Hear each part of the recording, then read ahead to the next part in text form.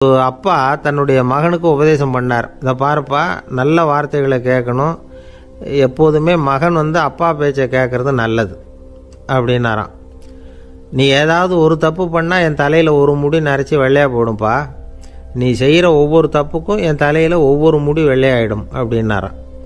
பையன் யோசித்தான், அப்பா இப்போ தான் எனக்கு புரியுது, தாத்தாவோட தலைமுடி பூராவும் வெள்ளையாக இருக்கிறதுக்கு என்ன காரணம்ங்கிறது எனக்கு இப்போ தான் புரியுது அப்படின்னானா. ஒரு ஊரில் ஒரு ராஜா இருந்தார். அவர் ஒரு பூனை வளர்த்தார். ரொம்ப செல்லமாக அவர் அந்த பூனையை வளர்த்தார். அவர் என்ன பண்ணுவார் தெரியுமா? இரவு நேரத்தில் அந்த பூனையோட தலையில் ஒரு விளக்கை வச்சுருவார். அந்த பூனை ரொம்ப ஜாக்கிரதையாக அந்த விளக்கு கீழே விழுந்துடாமல் பார்த்துக்கும். தலையை ஆட்டாமல் ரொம்ப நிதானமாக ராஜா பின்னாடி நடந்து போய்கிட்டே இருக்கும். அந்த விளக்கு வெளிச்சத்தில் எல்லா வேலைகளையும் செஞ்சுருவார். கையில் ஒரு விளக்கை தனியாக எடுத்துகிட்டு போக வேண்டிய அவசியமே இல்லை. விளக்கை தூக்கிட்டு போகிற வேலையை அந்த பூனை பார்த்துக்கும். அதனால் ராஜாவுக்கு அந்த பூனை மேலே ரொம்ப பிரியம். மந்திரிகளையெல்லாம் கூப்பிட்டு அவங்கக்கிட்ட சொல்லுவார், பார்த்தீங்களா இந்த பூனை எவ்வளவு விசுவாசமாக நடக்குது, என் பேரில் எவ்வளவு மரியாதை பார்த்தீங்களா அதுக்கு அப்படிம்பார். இதை கேட்டுவிட்டு அங்கேருந்த அமைச்சர்களில் ஒருத்தர் சொன்னார், மன்னா நீங்கள் சொல்கிறது சரிதான், இருந்தாலும் இந்த பூனையோட விசுவாசத்தை நாம் கொஞ்சம் சோதித்து பார்க்க வேண்டியிருக்கு அப்படின்னாராம். சரி, உங்கள் ஆசையை ஏன் கெடுக்கணும், நல்லா சோதித்து பாருங்கள் அப்படின்னு சொல்லிவிட்டார் ராஜா. உடனே அந்த அமைச்சர் என்ன பண்ணார் தெரியுமா? எங்கேயோ புறப்பட்டு போனார். ஒரு 5-6 எலிகளை பிடிச்சிக்கிட்டு வந்தார். அரண்மனையில் ராஜா ஏதோ வேலை பார்த்துக்கிட்டு இருக்கிறாரு. பக்கத்தில் அந்த பூனை ரொம்ப பணிவாக நின்றுக்கிட்டு இருக்குது. அது தலையில் விளக்கு எரிஞ்சிக்கிட்டு இருக்கு. அமைச்சர் தான் பிடிச்சிக்கிட்டு வந்த எலிகளை அந்த பூனை பார்வையில் படுறது மாதிரி எதிரில் விட்டார். அந்த எலிகள்லாம் அங்கேயும் இங்கேயும் ஓட ஆரம்பிச்சிது. அதை பார்த்தது பூனை, அவ்வளவுதான். தலையில் இருக்கிற விளக்கை பற்றியும் கவலைப்படலை, ராஜாவை பற்றியும் கவலைப்படலை. ஒரே பாய்ச்சலாக பாஞ்சு எலிகளை துரத்த ஆரம்பிச்சுட்டுது. தலையில் இருந்த விளக்கு எங்கேயோ போய் விழுந்தது, அணைஞ்சு போச்சு. இருட்டில் ராஜா தடுமாற ஆரம்பிச்சுட்டார். இந்த சமயத்தில் அந்த அமைச்சர் மறுபடியும் விளக்கை ஏற்றினார். வெளிச்சம் வந்தது. அதுக்கப்புறம் அந்த அமைச்சர் பேசினார், அரசே, பூனையோட விசுவாசத்தை பார்த்தீங்களா? எலி அது கண்ணில் படுற வரைக்கும் தான் விசுவாசமாக இருந்தது. அது மாதிரி எலியை பார்த்ததும் எல்லாத்தையும் விட்டுட்டு அதை துரத்த ஆரம்பிச்சுட்டு பார்த்தீங்களா? தான் அந்த பூனையை பற்றி நினச்சது தப்புங்கிறது அதுக்கப்புறம் தான் அந்த ராஜாவுக்கு புரிஞ்சுதான். சரி, இப்போ எதுக்கு இந்த கதையெல்லாம் அப்படிங்கிறீங்களா? இந்த பூனை மாதிரி தான் நம்ம மனசும்.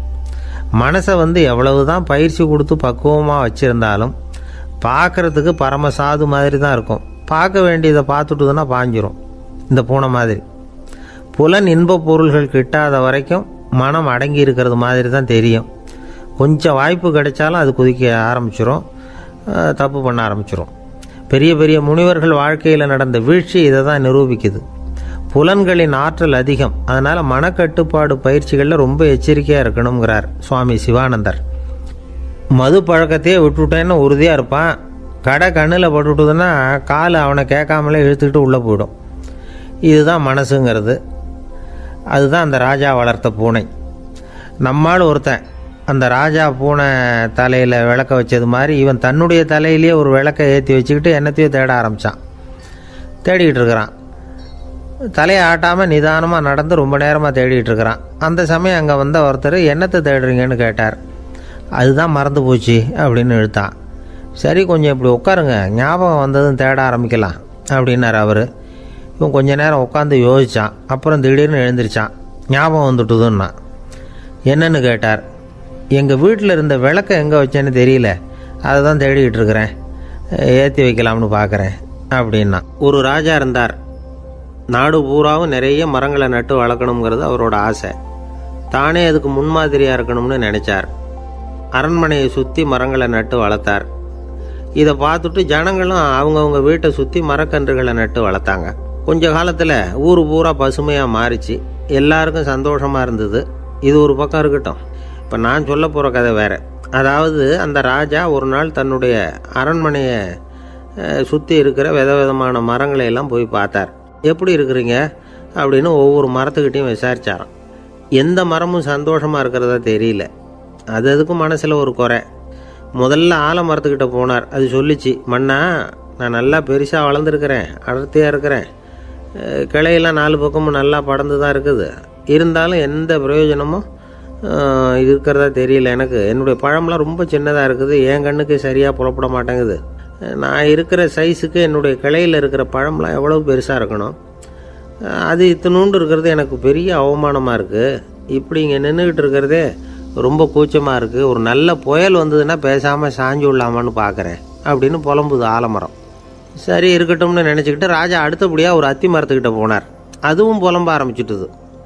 நான் கூட பெரிய மரம் தான், இல்லை இலையெல்லாம் அழகாக தான் இருக்குது, பழம் அழகாக இருக்குது, இருந்தாலும் உள்ள விஷயம் இல்லையே, அத்தி பழத்தை புட்டு பார்த்தா அத்தனையும் சொத்தை அப்படின்னு பழமொழியே உண்டாயிட்டுதே. இப்படி ஒரு கெட்ட பேரோடு நான் இருக்கணுமா அப்படின்னு புலம்புது அது. சரி இது இருக்கட்டும் அப்படின்னு சொல்லி அடுத்தபடியாக வேப்ப மரத்துக்கிட்ட போனார். அது தன்னுடைய வேதனையை வெளியிட்டுது. எனக்கு எவ்வளவோ மருத்துவ குணங்கள்லாம் இருக்கிறதா சொல்லிக்கிறாங்க, இருந்தாலும் என்ன பிரயோஜனம், என்னுடைய பழத்தை மனிதர்கள் யாரும் விரும்பி சாப்பிட்றது இல்லையே அப்படின்னுது. ராஜா அடுத்தாப்புல இருந்து ஒரு பனை மரத்துக்கிட்ட போனார். நான் நல்லா உயரமாக தான் வளர்ந்துருக்கிறேன், மற்ற மரங்கள்லாம் என்னை அண்ணாந்து தான் பார்க்கணும், இருந்தாலும் என்கிட்ட நிழலுக்காக யாரும் ஒதுங்கிறது இல்லையே அப்படின்னுது. என்ன இது எல்லா மரமும் இப்படி திருப்தி இல்லாமல் இருந்துக்கிட்டு இருக்குதே அப்படின்னு நினச்சிக்கிட்டே ராஜா அடுத்தபடியாக அங்கே இருந்த ஒரு பைன் மரத்துக்கிட்ட போனார். அழகாக உயரமாக பசுமையாக தான் இருந்தது, ஆனால் பழமோ பூவோ கிடையாது. அதை நினச்சி அது வருத்தப்பட்டுக்கிட்டு இருக்குது. ஓக் மரம் அது ஒன்று நின்றுட்டு இருந்தது. அது என்ன சொல்லிச்சுன்னா, இலை உதிர் காலத்தில் என் மேலே இருக்கிற எல்லா இலைகளும் உதிர்ந்து போடுது, முடி கொட்டின மனிதர்கள் மாதிரி மொட்டையாக நான் நிற்க வேண்டியிருக்குது, என்ன வாழ்க்கை இது அப்படின்னு சொல்லி அழுத்துக்கிட்டது. சரி புளிய மரம் என்ன சொல்லுது பார்ப்போம்னு அதுக்கிட்ட போனால், என்னுடைய நிழலில் யாருமே தங்க மாட்டாங்க, உடம்புக்கு சூடுன்னு ஒதுங்கி போயிடுவாங்க, அடிமரத்தை பார்த்திங்கன்னா பட்டையெல்லாம் உறிஞ்சி பார்க்குறதுக்கே கேவலமாக இருப்பேன் அப்படின்னுது அது. முருங்கை மரம் என்ன சொல்லிச்சு தெரியுமா, என்னுடைய இலை காயெல்லாம் சாப்பிட்றவங்களுக்கு சத்து கொடுக்கறது வாசம்தான், ஆனால் என் உடம்புல சத்தே கிடையாது, கொஞ்சம் வேகமாக காற்று அடிச்சதுன்னா முறிஞ்சி விழுந்துடுறேன், என்ன வாழ்க்கை இது அப்படின்னு சொல்லி அது வருத்தப்பட்டது. ராஜா யோசனை பண்ணார், என்ன இது மரங்கள் பூமியின் வரங்கள்னு சொல்கிறோம், மழை பெய்யறதுக்கு அதுதான் காரணம், பூமி செழிப்பாக இருக்கிறதுக்கும் அதுதான் காரணம், வீடு கட்டுறதுக்கு மரம், நாற்காலி செய்ய உபயோகப்படுத்துறதுக்கும் அதுதான் உபயோகப்படுது, மனுஷனுக்கு வேண்டிய ஆகாரங்களையும் கொடுக்குது, இப்படிலாம் இருந்தும் எல்லா மரமும் நிம்மதி இல்லாமல் இருந்துக்கிட்டு இருக்குதே அப்படின்னு நினச்சார். அப்போது அங்கே இருந்த ஒரு மகிழ மரம் அவர் கண்ணில் பட்டுது. அந்த மரம் மட்டும் கொஞ்சம் நிம்மதியாக மகிழ்ச்சியாக இருக்கிறது மாதிரி தெரிஞ்சுது. உடனே ராஜா அதுக்கிட்ட போனார். உனக்கு மனசில் எதுவும் குறை இல்லையான்னு கேட்டார். இல்லை நான் சந்தோஷமாக தான் இருக்கேன்னு அந்த மகிழ மரம். அப்படியான்னு ஆச்சரியமாக கேட்டார் ராஜா. ஆமாம் மன்னா, இந்த இடத்துல நீங்கள் ஒரு முருங்கை மரத்தையோ வேப்ப மரத்தையோ கூட நட்டிருக்கலாம், ஆனால் இந்த இடத்துல நடுறதுக்கு என்ன தேர்ந்தெடுத்துருக்குறீங்க, அதுவே எனக்கு பெருமை, அதுவே எனக்கு திருப்தி அப்படின்னு தான் மகிழ மரம். மகிழ மரம் சாதாரணமாக தான் இருக்கும், இளம் மஞ்சள் நிறத்தில் பூக்கள், அது காய்ந்தும் மனம் வீசும். மகிழ மரம் மாதிரி மன திருப்தியோடு வாழறதுக்கு நாம் கற்றுக்கணுமா. நாம் இந்த உலகத்தில் ஒரு நாயாவோ நரியாவோ கூட பிறந்திருக்கலாம், மனுஷனாக பிறந்திருக்கிறோம், அதுவே பெருமை தானே. இந்த நிறைவு தான் மகிழ்ச்சியின் ரகசியம். ஒரு பையன் அப்பா கிட்ட போய், அப்பா நீங்கள் இந்த உலகத்தில் ஒரு மனுஷனாக பிறந்தது என்னோட அதிர்ஷ்டம் நானா. ஏண்டா அப்படி சொல்கிறேன்னு இருக்கார் அப்பா. நீங்கள் ஒரு கரடியாக பிறந்திருந்தா இந்நேரம் நானும் ஒரு கரடி குட்டியாக தானே இருந்திருப்பேன் அப்படின்னு நானா பையன். இந்த உலகத்தில் நாம் நல்லபடியாக இருக்கணும்னா அதுக்கு முக்கியமாக தேவைப்படுறது ரெண்டு, ஒன்று செல்வம், இன்னொன்று அறிவு.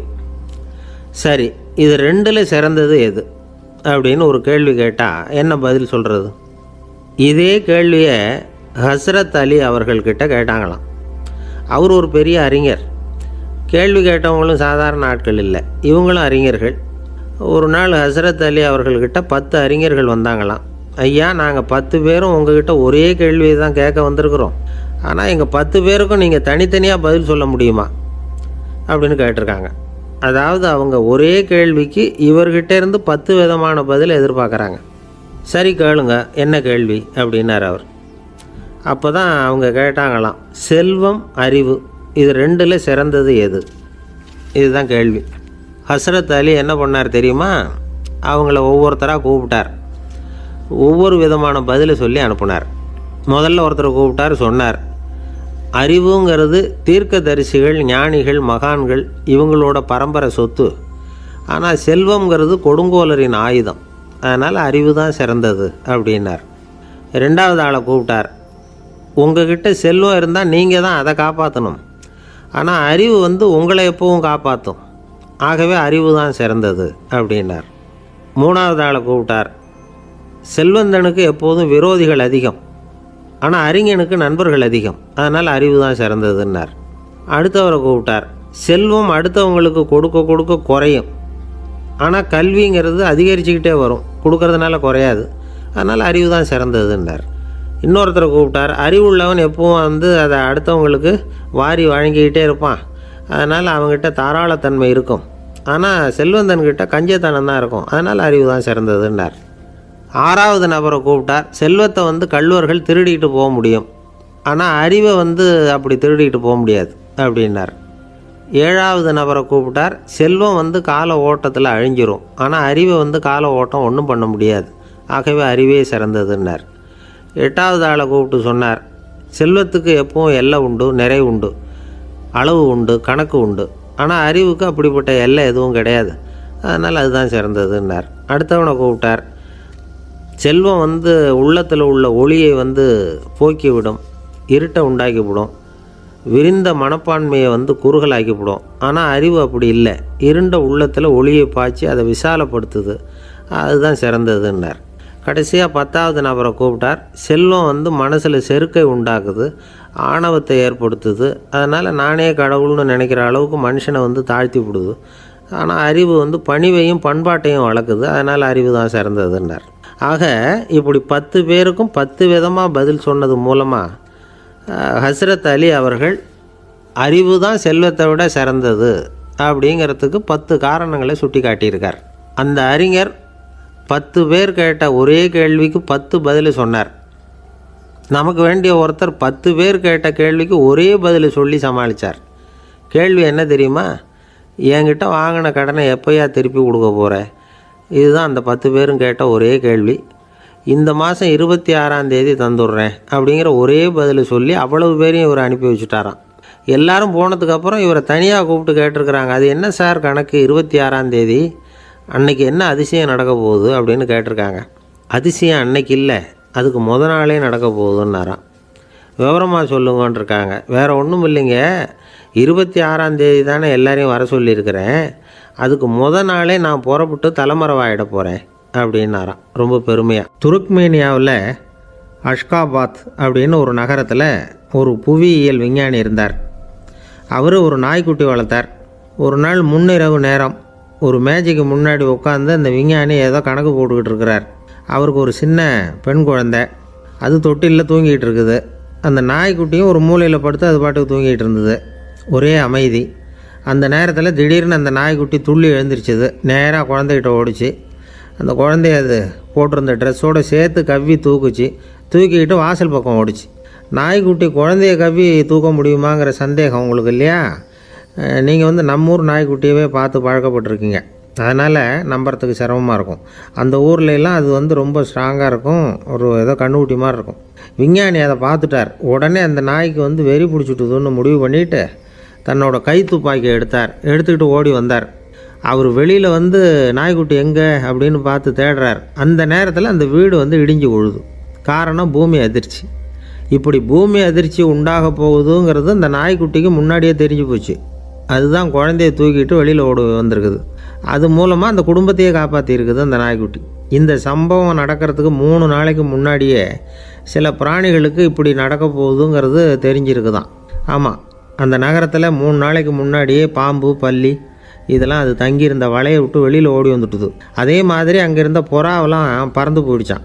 இதே மாதிரி யுகோஸ்லோவியாவில் கூட ஒரு நகரம், அங்கே ஒரு நாள் ராத்திரி ஒரு மிருக காட்சி சாலையில் திடீர்னு ஒரு பெரிய கலவரம், கூச்சல், குழப்பம். அங்கே இருந்த கழுதை, புலி, யானை, பறவை எல்லாம் கண்ணாபின்னான்னு கத்த ஆரம்பிச்சுட்டுது. நீர் யானை அதுக்குன்னு போடப்பட்டிருந்த தடுப்பையே தாண்டி குதித்து வெளியில் வந்துட்டு தான். மறுநாள் தான் எல்லாருக்கும் விஷயம் புரிஞ்சுது. அடுத்த நாள் காலையில் அங்கே பூமி அதிர்ச்சி உண்டாயிட்டுது. இப்போ பாருங்கள், அதாவது மனுஷனை போய் தீர்க்கதரிசி அது இதுன்னு சொல்லிகிட்டு இருக்கிறோம். இவனை விட அது பரவாயில்லைன்னு தோணுது. அதாவது மிருகங்கள் ஒன்று நடக்க போகுதுங்கிறத முன்னாடியே புரிஞ்சுக்குதே. சரி, இதெல்லாம் எப்படி அது முன்கூட்டி புரிஞ்சுக்குது? அதுதான் படைப்பு ரகசியம். அதை கண்டுபிடிக்கிறதுக்கு தான் மனுஷன் ஆராய்ச்சி பண்ணிகிட்டு இருக்கிறான்.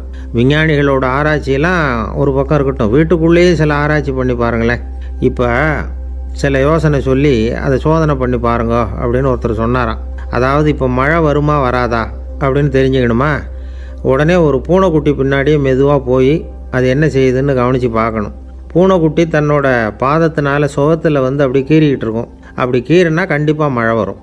சில சமயம் பூனை விட்டு அப்படியே மல்லாந்து படுத்துக்கிட்டு பாதத்தை உயர தூக்கும், அப்படியும் இப்படியும் புரளும். இப்படி செஞ்சதுன்னா அன்னைக்கும் மழை இருக்காது. அதனால் முன்னாடி இருந்தது மழை வர்றதுக்கு அறிகுறி, இது மழை இல்லைங்கிறதுக்கு அறிகுறி.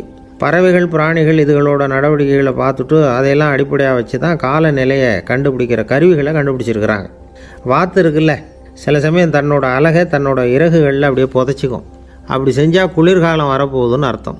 பருவநிலை குளிராக மாறப்போகுதுங்கிறதுக்கு இதுதான் அறிகுறி. சிட்டுக்குருவி இருக்குதுல்ல, அதெல்லாம் புழுதியில் உழுந்து புரளும், சிறகுகளை படபடன்னு அடிச்சுக்கும். அப்படி செஞ்சால் மழை வரப்போகுதுன்னு அர்த்தம். ஒன்று மட்டும் நாம் நல்லா தெரிஞ்சுக்கணும், இயற்கையின் சீற்றம்னு சொல்கிறோம் இல்லையா, இயற்கை ஏன் நம்ம மேலே கோவப்படுது? இயற்கையை நாம் அனுசரித்து போகிறதில்ல, அதனால் கோவப்படுது. காடுகளை அழிக்கப்படாது, விலங்குகளை கொல்லக்கூடாது, இயற்கை ஏற்படுத்தி வச்சுருக்கிற சமநிலையை கெடுக்கக்கூடாது. அதை புரிஞ்சுக்கிட்டு வாழ்ந்தோம்னா பூமியும் நடுங்காது, நாமளும் நடுங்க வேண்டிய அவசியம் இருக்காது. ஒருத்தர் இருந்தார், சாராய கடைக்கு போனாராம், நிறைய சாப்பிட்டார். அப்புறம் சொன்னார், இது ரொம்ப அற்புதமான சரக்கு போல் இருக்குது, உள்ளே போன உடனே இந்த பூமியே நடுங்கிறது மாதிரி இருக்குது எனக்கு அப்படின்னாராம். இதுக்கு கடைக்காரர் சொல்லியிருக்கார், நீங்கள் சாப்பிட்டது வெறும் பச்சை தண்ணி தாங்க, இப்போ ஏற்பட்டிருக்கிறது நிஜம் பூமி அதிர்ச்சி அப்படின்னாராம். ஒரு ஊரில் ஒரு ராஜா இருந்தார். அந்த ராஜாவுக்கு ஒரு மந்திரி. ராஜா ரொம்ப நியாயமானவர், நேர்மையானவர், கண்டிப்பானவர். தப்பு செய்கிறது யாராக இருந்தாலும் தண்டனை கொடுப்பார். வேண்டியவங்களுக்கு ஒரு நியாயம், வேண்டாதவங்களுக்கு ஒரு நியாயங்கிறதெல்லாம் அவர்கிட்ட கிடையாது. ஒரு சமயம் அரசவையில் அந்த அமைச்சரே விதிமுறைகளுக்கு புறம்பாக ஏதோ நடந்துக்கிட்டு இருக்கார். மன்னருக்கு கோபம் வந்துட்டுது. உடனே அந்த அமைச்சரை கிட்டத்தில் கூப்பிட்டு அவர் கன்னத்தில் ஓங்கி ஒரு அறை கொடுத்துட்டாராம். உடனே அந்த அமைச்சர் என்ன பண்ணார் தெரியுமா, நேராக போனார், அங்கே நின்றுக்கிட்டு இருந்த இன்னொருத்தர் கன்னத்தில் ஓங்கி அரைஞ்சார். அறை வாங்கினவர் திகைச்சு போயிட்டார். இவர் ஏன் நம்மளை அரைகிறார் அப்படின்னு யோசனை பண்ணார். மன்னரும் திகைச்சு போயிட்டார். நாம் இவர் அரைஞ்சா அதுக்காக இவர் போய் இன்னொருத்தரை அரையணுமா அப்படின்னு யோசனை பண்ணார். இவருக்கு என்ன பைத்தியமானு கூட நினைக்க ஆரம்பிச்சுட்டார். ஆனால் என்ன ஆச்சுன்னா, அப்புறம் அமைச்சர் அவர் கவனிச்சிக்கிட்டு இருந்தாரா, அவர் இன்னொருத்தர் அரைஞ்சார் இல்லையா, அந்த அறை வாங்கின ஆசாமியை பார்த்து கத்திக்கிட்டு இருந்தார். யார்? அமைச்சர். ஏன்பா என்கிட்ட அறையை வாங்கிக்கிட்டு இப்படி விவரம் இல்லாமல் நின்றுட்டு இருக்கிறிய, நான் உனக்கு கொடுத்ததை நீ வேறு யாருக்கிட்டையாவது கொடுத்துரு அப்படின்னார். உடனே அந்த ஆள் பார்த்தான், தனக்கு அடுத்தபடியாக நின்றுக்கிட்டு இருந்தவனை ஓங்கி ஒரு அறை அரைஞ்சான். அவன் கன்னத்தை தடவிட்டே யோசனை பண்ணான். இது ஏதோ புரிஞ்சுக்கிட்ட மாதிரி அடுத்தாப்பில் நின்றுக்கிட்டு இருந்தவனை அரைஞ்சான். இப்படி இந்த அறை மாறி மாறி போய்கிட்டே இருக்குது. ஊர் பூரா பிரயாணம் பண்ண ஆரம்பிச்சுட்டுது. அன்னைக்கு ராத்திரி அந்த ராஜா படுக்கிறதுக்காக போனார். அந்த நேரம் பார்த்து அவர் கன்னத்தில் பலார்னு ஒரு அறை விழுந்தது. நம்மளே அரையிறது யார் அப்படின்னு அதிர்ச்சியோட மன்னர் திரும்பி பார்க்குறாரு. அரைஞ்சது அவரோட மனைவி. என்னாச்சு உனக்குன்னு கத்துனார் ராஜா. உங்களுக்கு தெரியாதா, ஊர் பூரா ஒருத்தர் மாற்றி ஒருத்தர் மூலமாக இந்த அறை பிரயாணம் பண்ணிட்டு வருது அப்படின்னாங்க அந்த அம்மா. அப்படின்னா ஆரம்பித்த இடத்துக்கே வந்துட்டுதா அப்படின்னாராம் மன்னர். என்ன சொல்கிறீங்கன்னு கேட்டிருக்காங்க. இவர் விவரத்தை சொன்னாராம். அப்படின்னா நீங்கள் ஆரம்பித்து வச்ச இந்த விளையாட்டை நான் முடிச்சு வச்சுட்டேன் அப்படின்னாங்களாம் அந்த அம்மா. மறுநாள் காலை மறுபடியும் அரசவை கூடிச்சு அந்த அமைச்சர் மன்னரை பார்த்து கேட்டார், என்ன மகாராஜா, என்கிட்ட கொடுத்ததை திருப்பி வாங்கிட்டீங்களா அப்படின்னாராம். இப்படி நடக்கும்னு நான் எதிர்பார்க்கவே இல்லைன்னார் மன்னர்.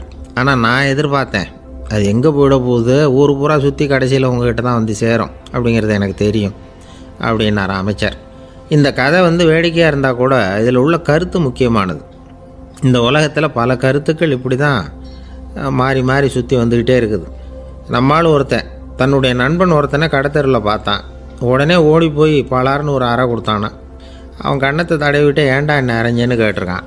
நீ ஏன்டா என்னை முட்டாள்னு என் மனைவிட்ட போய் சொன்னேன் அப்படின்ட்டுருக்கான் அவன். உன்னை ஒரு முட்டாள்னு சொன்னதுக்காகவா நீ என்ன அரைஞ்ச அப்படின்னு கேட்டிருக்கான் இவன். டேய், நான் அதுக்காக அறையலப்பா, அது ஒரு பெரிய ரகசியம். நான் முட்டாளுங்கிறது அந்த ரகசியத்தை நீ ஏன் எங்கள் வீட்டில் போய் சொன்னேன், அதுக்காக தான் அரைஞ்சேன் அப்படின்னு நான் அவன். பக்தின்னு சொல்கிறோம் இல்லையா, அது 3 வகைப்படும் அப்படிங்கிறார் ஒரு பெரியவர். அது என்ன 3 வகைன்னா, தெய்வ பக்தி, அடியார்கள் பக்தி, குரு பக்தி. அடியார் பக்தியை விட தெய்வ பக்தியை விட குரு பக்தி தான் ரொம்பவும் சிறந்ததுங்கிறார் அவர். தெய்வத்துக்கிட்ட செஞ்ச பாவம் குருநாதர்கிட்ட தீர்ந்துருமா, குருநாதர்கிட்ட செஞ்ச பாவம் தெய்வத்துக்கிட்ட போனாலும் தீராதான். இப்படி பெரியவங்கள்லாம் சொல்லி வச்சுருக்கிறாங்க. ஒரு காடு, அங்கே அயோத தௌமியர் அப்படின்னு ஒரு தபோதனர். அவர் பல மாணவர்களை ஒன்றா சேர்த்து ஒரு குருகுலம் நடத்திக்கிட்டு இருக்கிறார். பல தரப்பட்டவங்க பல திறப்பட்டவங்க மாணவர்கள் அதில் சேர்ந்து படிச்சுக்கிட்டு இருக்கிறாங்க. பாஞ்சால ராஜகுமாரன் ஒருத்தனும் அந்த குருகுலத்தில் சேர்ந்து படிச்சுக்கிட்டு இருக்கிறான். அவன் பேர் ஆருணி. பெரிய இடத்து புள்ள, இருந்தாலும் படுப்பில் ரொம்ப கெட்டிக்காரனாக இருந்தான். அவன் தான் அங்கே முதல் மாணவன். ஒரு நாள் குருநாதர் அந்த அரசகுமாரனை கூப்பிட்டார். நம்ம குருகுலத்துக்கு சொந்தமான வயலில் தண்ணீர் பெருகி வெள்ளம் வந்து பயிரை வந்து அழிக்குதான், அதனால் நீ போய் மடையை அடைச்சிட்டு வந்துடும் அப்படின்னார். அந்த அரசகுமாரன் உடனே புறப்பட்டான். குருநாதர் சொல்லிட்டார்ல, உடனே புறப்பட்டான். நான் பெரிய இடத்து பிள்ளையாச்சே, ராஜகுமாரனாச்சே, ரொம்ப செல்வாக்கோடு வளர்ந்தவனாச்சே, நான் போய் வயலில் இறங்கி வேலை செய்கிறதா அப்படின்னுலாம் அவன் நினைக்கல. குருநாதர் கட்டளையை நிறைவேற்ற வேண்டியது நம்ம கடமை அப்படின்னு நினச்சான். உடனே ஒரு மண்வெட்டியை தூக்கி தோளில் வச்சுக்கிட்டு புறப்பட்டு போயிட்டான். வயலுக்கு போனான். பார்த்தான், தண்ணி கரையை உடச்சிக்கிட்டு வயலுக்குள்ளே ஏகமாக பாஞ்சிக்கிட்டு இருக்குது. இவன் மண்வெட்டியால் களிமண்ணை புல்லோடு சேர்த்து புல் பற்ற மாதிரி வெட்டி வெட்டி போட்டான். இருந்தாலும் மடையை அடைக்க முடியல. தண்ணி அதை மீறி வந்துக்கிட்டே இருக்குது. தண்ணி வந்து வேகமாக வயலுக்குள்ளே போய்கிட்டே இருக்குது. போடுற பத்தையெல்லாம் கரைஞ்சி கரைஞ்சி போயிட்டுருக்கு. இருந்தாலும் இவன் தன்னுடைய முயற்சியை கைவிடலை. வெட்டி வெட்டி போட்டுக்கிட்டே இருக்கிறான். காலையில் அங்கே போனவன் சாயந்தரம் வரைக்கும் இப்படி செஞ்சுக்கிட்டு இருக்கிறான். உடம்பும் மனசும் ரொம்பவும் சோர்ந்து போச்சு. இருந்தாலும் குருநாதர் இட்ட கட்டளையை நிறைவேற்றாமல் இருக்கிறோமேங்கிற ஒரு குறை அவனுக்கு இருக்குது. குரு கட்டளையை நிறைவேற்றாத நான் வந்து இன்னமும் இருக்கணுமா அப்படின்னு யோசனை பண்ண ஆரம்பிச்சிட்டான். என்ன செய்யலாம்னு பார்த்தான். நம்ம குருநாதர் இட்ட பணிக்காக இந்த உடம்பையே தியாகம் பண்ணலாம் அப்படின்னு முடிவு பண்ணான். தண்ணி பாயுதில் அதுக்கு குறுக்க விழுந்து அப்படியே மடையை அடைச்சிக்கிட்டு அப்படியே படுத்துட்டான். இது மற்றவங்களுக்கு தெரியாது. அன்னைக்கு ராத்திரி ஒரு விளக்கு முன்னாடி உட்காந்து குருநாதர் பிள்ளைங்களுக்கு பாடம் சொல்லி கொடுத்துக்கிட்டு இருக்கிறார். முதல் வரிசையில் இருக்கக்கூடிய ராஜகுமாரனை காணலை. நம்ம ஆருணி எங்கே போனா அப்படின்னு சொல்லி மற்ற மாணவர்களை விசாரித்தார். இப்போ அவங்க சொன்னாங்க, சுவாமி அவன் காலையில் வயலுக்கு வந்து மடையை அடைக்கிறதுக்காக போனான், நீங்கள் தான் போக சொன்னீங்க, இன்னும் திரும்பி வரல அப்படின்னு அவர் பையன். குருநாதர் உடனே ஒரு தீவெட்டி எடுத்துக்கிட்டு மாணவர்களை அழைச்சிக்கிட்டு வயலுக்கு போனார். அங்கே போய் பார்த்தா ஆளை காணும்.